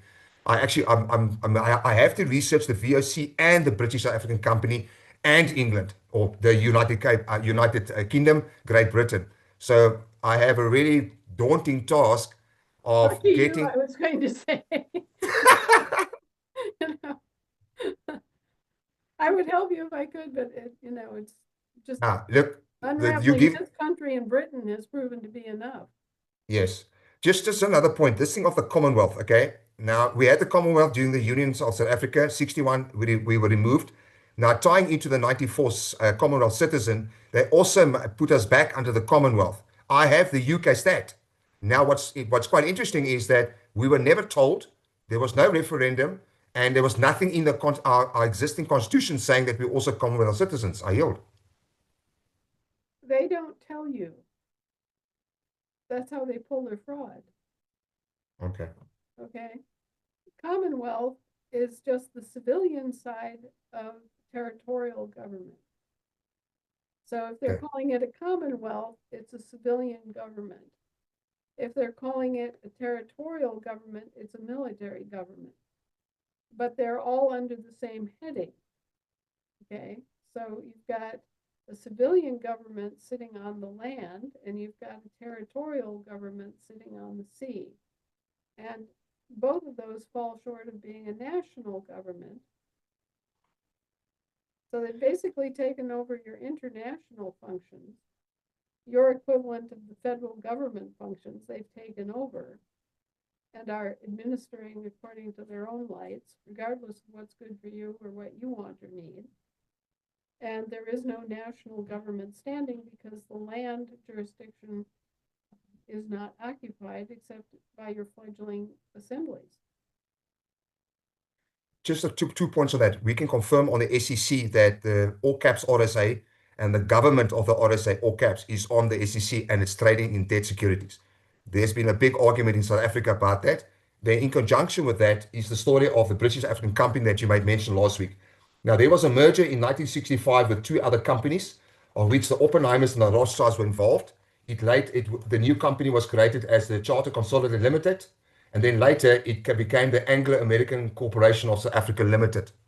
Now, tying to the upper lowercase Republic of South Africa, okay, is the Republic of upper lowercase the actual land and soil jurisdiction country name, or is it South Africa upper lowercase? Because in the SEC's prospectus of the RSA, they say Republic of South Africa, and then they go in inverted commas South Africa. Now, in the definitions of one of the treaties, they say the short name is South Africa.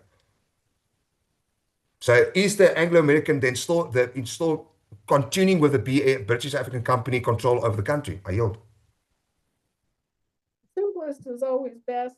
when you see the construction of, okay, of OF, it is indicative of a C jurisdiction function. Okay, so for example, here, when we had the American Federal Republic functioning, we had in each state 2 organizations. One would be called Republic of Texas, and one would be called Texas Republic.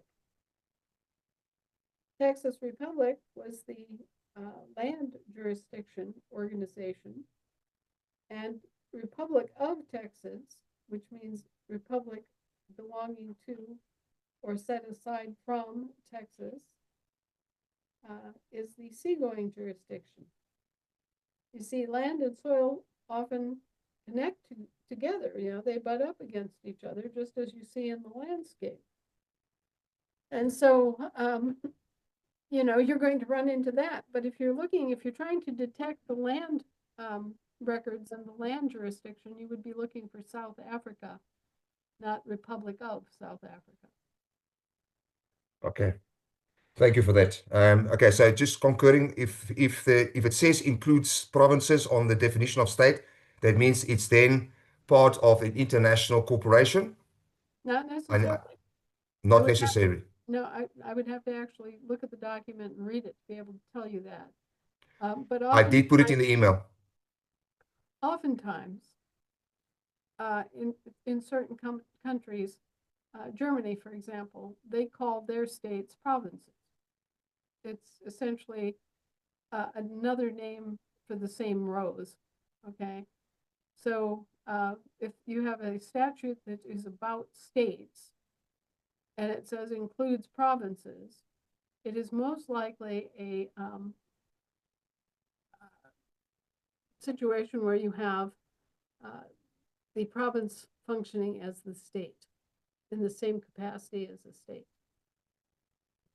Okay. My brain's freaking out on that one, but we'll get it figured out. Thank you very much, Anna, and I yield on that. Thank you, Raleigh. And listen, I appreciate these difficult questions because as countries start to learn about this process, you know, everyone's going to have these questions. So thank you for being a pioneer where you are and for paving the way for other South Africans. Thank you. Much appreciated. I yield. And Anna, I did, so that it goes right to the top of your email inbox, I did go ahead and forward Raleigh's email with the attachments. Okay, Annette, and just to keep a tab on time, because I know Anna wants to be able to exit out of here, exit stage left, like within the next 10 or so minutes. Go ahead, Annette. Thank you. And I promise mine are not near as complicated questions. We are creating a organizer kit for the counties. We are a model county. And my question is, have we abandoned the idea of coming out? I believe it was called the Linux computer system that we had talked about maybe a year ago or so. No, we have not abandoned it. I think that is it's an excellent option for us going forward. We simply have to turn our attention to it, and we have to have the funding for it. Okay. Well, that is what we are trying to put together. And so one of the other questions on the counties are, and I know you may not be able to answer this, but for the potential for the future, we're looking at budgets. What would the potential that we're going to get any of these buildings and sheriff's cars and all of that stuff in any likelihood in the next year or so or whatever, so that the counties could get a realistic expense thing going forward? You know, throughout this entire process, what we encounter is we take a step forward and we step into another can of worms. We take an action to defend our interests, and that opens up yet another set of questions that have to be answered. You know, we are at the point now where We have our bank system. We have our computer work all done, all tested, all working. Everything is go. But ironically, even as a result of our own obligations to the Avila Family Trust, we had to open up another can of worms, and that's then slowing down other determinations that have to be made. So we are doing everything that we can to get all of this settled out. But the way things stand, President Trump had the QFS system up and was in the process of claiming all of our assets, right? Because the municipal estate had been dissolved and had devolved into the receiver's hands. And so there he was as the receiver of the municipal estate. And he was all set to just glom on to all of our stuff in the name of Great Britain and, the British Commonwealth and all that good stuff. And we raised our hands and we said, wait a minute, that's an American asset. It's not a British territorial asset. And, whatever you're going to do to take care of your British territorials needs to be separated out from all the Americans that you only claim are British territorials and who actually are not British territorials. And so this has now evolved into another big can of worms where we are, as I told you earlier, having to go back and find the magic bullets to overcome the contract that supposedly agreed that we were U.S.C citizens that our mothers signed. We found a way to invalidate her signature, and now it's a matter of invalidating the doctor's signature. Excellent. Thank you very much for that very detailed answer. So last one, the ISO 222 is now in. Basel 4 is supposed to be, they're all supposed to be compliant. Are we still waiting for our community credit unions or our credit unions to come on rather than going and getting our counties getting bank accounts in their de facto system? Again, I don't know. Okay. Okay. The short answer is we are compliant with higher banking standards than they are ever going to begin to enact by Basel 4, okay, or Basel 5, 6, 7, 8, 9, 10. Okay, we already are up and above and beyond because we don't cheat. Spectacular. Yeah. So we don't have the problems of regulation that they do. They've got 80 million regulations, codes, and statutes to cover everything from wiping your butt to washing your hair. We have none of that. Okay, we're an entirely different kind of government under a different kind of law. And so the things that hang them up don't hang us up. Still, we are in the grips of whose money is it? And the answer is it belongs to the land jurisdiction.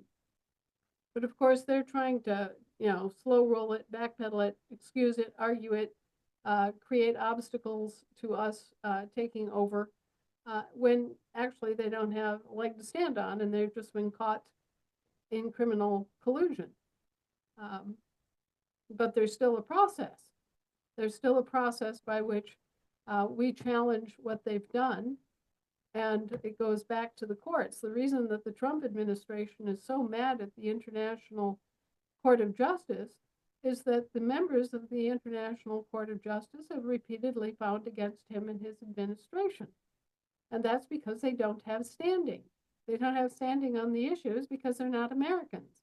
Therefore, they cannot represent Americans when Americans are standing there saying, hey, we're here. Okay, you see the Extraordinary. problem? I do. Extraordinary. So is there a potential then that the states and the counties may have access before the general public does to what we do have in the works? No, what will Okay. happen is that individual people will get relief first because it's important that the living people and their families have food and water and a roof over their head and all the things they need to live. Okay, so the people will get relief first, and then the institutional relief will weigh in. Okay, I wasn't talking about relief. I was actually asking about us actually just using them for our purpose of doing everyday stuff for the counties and the states.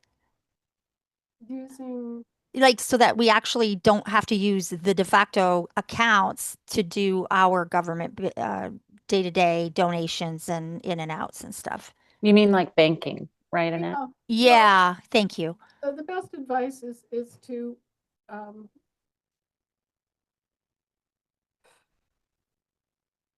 the ultimate best advice at the current moment would be if you were to set up your own credit union based on your own membership, okay? But to the best of my knowledge and everything that we are hearing, the death of the Federal Reserve note is not long from us at this point. And Mr. Trump had said he had set August 1st as a deadline and release date of his program, which I expect will be a shot in the dark type program to end the Federal Reserve note in hyperinflation.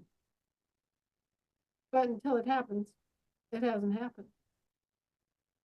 Thank you. I greatly appreciate that. Let's hope Obama getting charged brings that in faster. And you have a beautiful night. And thank you so much for trying so hard to answer all our questions. And Michelle, thank you too. Thank you, Annette. Okay, Anna, it is 4 minutes before the top of the hour. I think we might be able to get one more question in before the top of the hour, but is that all right with you if we get one more in? Yeah. All right, Robin on Arkansas, go ahead. I was afraid you were going to call on me. To be fair, Anita on Kentucky was before me, but she got kicked out. So I'm just going to yield to her if that's okay. That's fine with me. Yeah, she's second on my computer, but it might be because of the dropping out. Go ahead, Anita Right. on Kentucky. Thank you so much, Robin. Thank you, Robin. I'll make it real quick. Earlier, you spoke of the common law training for attorneys. Is that available now, or is it just still in development? And is there cost, and they can still practice both sides? Is that correct? They can still practice in our courts or in bar courts. Either way,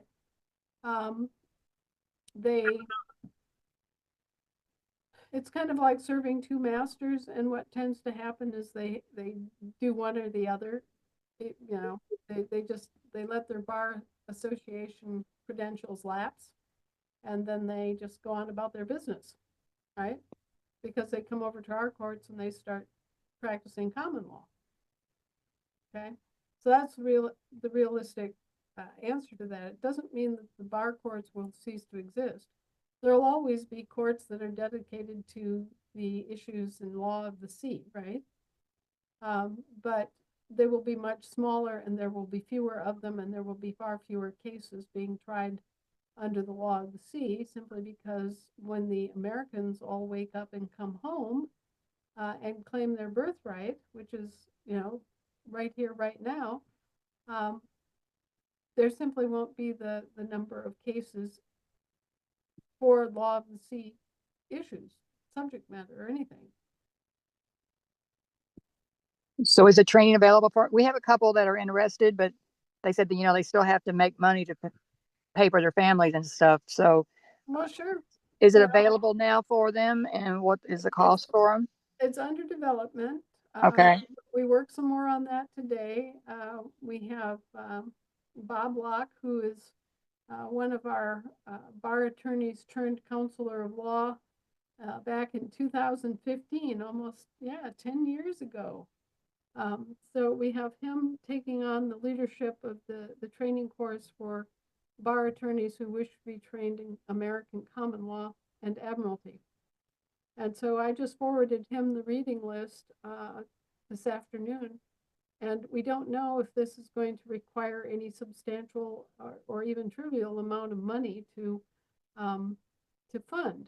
And so, the amount of money that it requires to fund would be based on such things as, are we going to have a website, and are we going to have to pay, or can we find a volunteer to build a interactive website for training modules, for example? Those are questions that have yet to be answered. As usual, we don't charge exorbitant fees for anything. And so, it's our tradition to make information available to Americans at the lowest cost we can.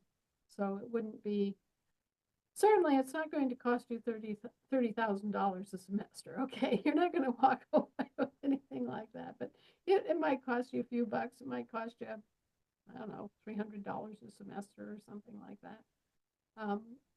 Because we don't know yet what the program expenses are going to entail, you see. But we'll be getting to that, and as I say, it is under development, and it's a good step forward. It's something that needs to be done. Okay, thank you, Robin, Michelle, and Anna. Have a good night. I yield. Thank you so much, Anita. All right, Anna, it is 8:01 California time, which means it's 7:01 your time. Hopefully that leaves you with enough hours before you'll get cut off where Jim is. Well, realistically, they can't keep me from my husband at any time of the day or night, and I have I've startled many a midnight nurse shift going. And I just show up whenever I can. I just cut loose and go sit by his bed and commiserate, if nothing else. So it's not like they can lock me out of the hospital. I know all the ways and means to get in after hours. I'm tired, and I would like to go see him, and it's a half-hour drive each way. Absolutely. Well, we'll go ahead and wrap up the call. Anna, thank you for being here tonight. There was, as usual, so much important information for us to bring out to the general public and to help bring our neighbors and friends home. So thank you. Thank you from my heart to yours for all that you do for us. We love you. And last words. I mean, not last words, but I mean for tonight. I'm going that far away. Really, just everybody keep it in your heart. Keep that little joyous bubble of expectation and joy in your heart, and thankfulness and gratitude for your blessings, and for each other, and for your counties, and for your states, and for the fact that your government is still here, miraculously enough, in spite of everything. I mean, think of it. This is the current hops and burbles and hurdles that we have are nothing compared to what our ancestors endured. Mm-hmm. Think about Clintwood Belcher being assaulted in a melee with barely disguised Union cavalry soldiers in the wake of the Civil War, and grabbing a horse after his own was shot out from under him, and grabbing a loose horse and riding for his life, and being misrepresented as a horse thief as a result of this melee, and hightailing it for the West Coast, which then would be like us going to Greenland. Okay. So think of the adversities, traveling all the way across a continent on horseback, on a stolen horse, no less. Imagine just the grit that it took to carry it all the way to the Pacific Northwest, and to hand on the information, and to compile and gather the information, and get the records transported out from Virginia to and West Virginia, I should say, from West Virginia all the way out to the Pacific Northwest in the days of the Continental Rail. I mean, all the things that have been overcome, and all of the weird circumstances, and all of the unlikely connections that have gone into this. You look at it, and even when you think it can't possibly work, it does. So, Yeah. you know, It's faith. Isn't it faith?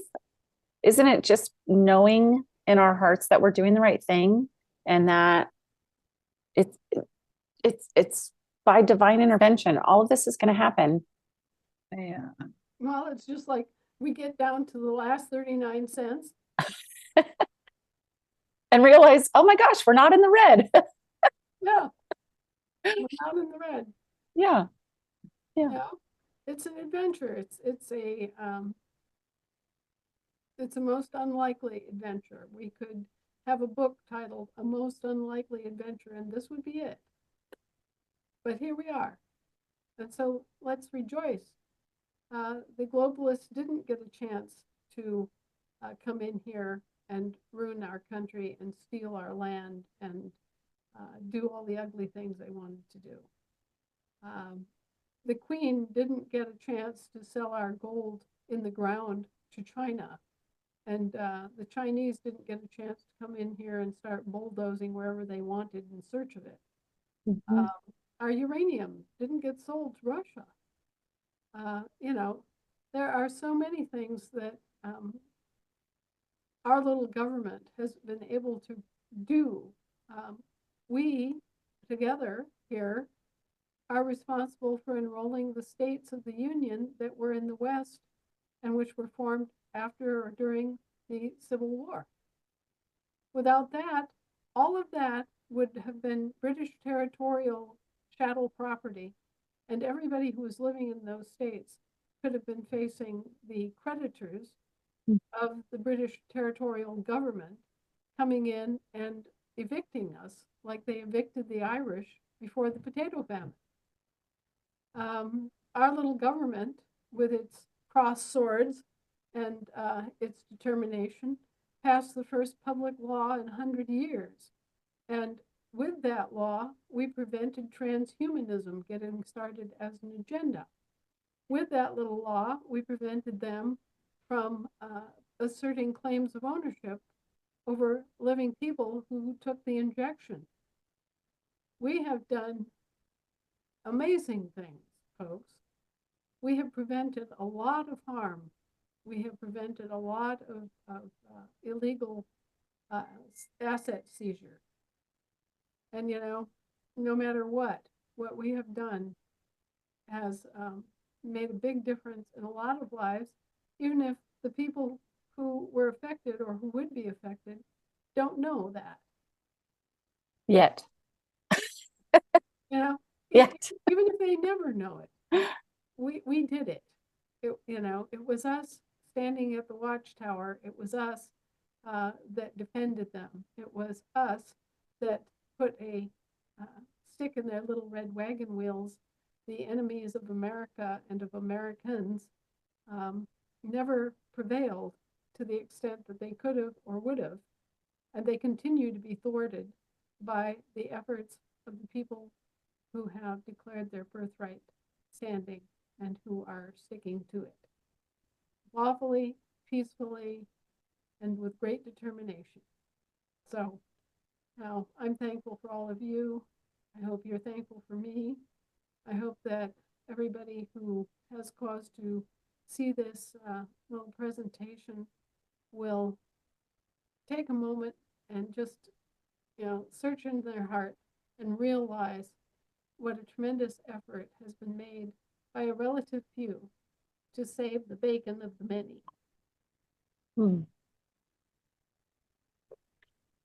We are thankful for you, Anna. We are. You had the foresight before. I mean, I can't speak for everybody, but you had the foresight 40 years ago. You had the foresight before any of us knew that we were living in a fraud. You had the foresight before anyone knew there was a system that was distinct and different from what we were being taught in school, right? We were always being taught that that Americans are free and Americans are the employers. But what we were never taught is that we weren't Americans. We had been unlawfully converted to a different political status and deprived of our freedoms, rights, and contractual due. Yes, that's the part they didn't tell us. Right. A little, just Keep it behind, under the covers. Another little omission. No, we love you so much. There's no possible way that we could properly thank you for the hours, the tears, the incredible sacrifice. Sorry, I didn't even realize I was going to get moved, but we don't even know what you've been through. We don't even know. But you knew before we knew. Yes, well, my son says I get up every morning and file my teeth. But anyway, that reminds me of the moment when I'm sitting there staring at this UCC1 form and figuring out how in the world I'm going to assign all these rights and property rights and material interests, and trying to figure out a way that I can make it clear that the actual owner benefactors and the donors and the ones that are claiming this are living people, not corporations. And at that moment, I hit upon the remembrance of something I had seen someone else do. A guy named Everard Rochas, who did his own paperwork this way. He described himself as a living man with hands and feet in whom the blood flows and the flesh grows. Sorry, we have a hot mic. Who's that? I thought I got it, but there must be a second open mic. Okay. Okay, go ahead, Anna. I just wanted to tell everybody that there's no way that they can mistake who the actual beneficiary is. In the paperwork that I did, it's very, very clear that it's an assignment to the living people. Mm. And that was one of the more difficult moments of trying to figure out how to do that. We're faced with a similar difficult moment when I'm trying to figure out how to do something right now. So send some extra prayers that I get the inspiration I need to find the exact right words and the exact right way to do something that has basically never been done before. But yeah. Anyway, guys, good night. God bless and keep the home fires burning. Thank you, Anna. We love you. We love you, Anna. Thank you so much. You have a beautiful night. Michelle, thank you We love too. you. Night, Anna. Good night, Anna.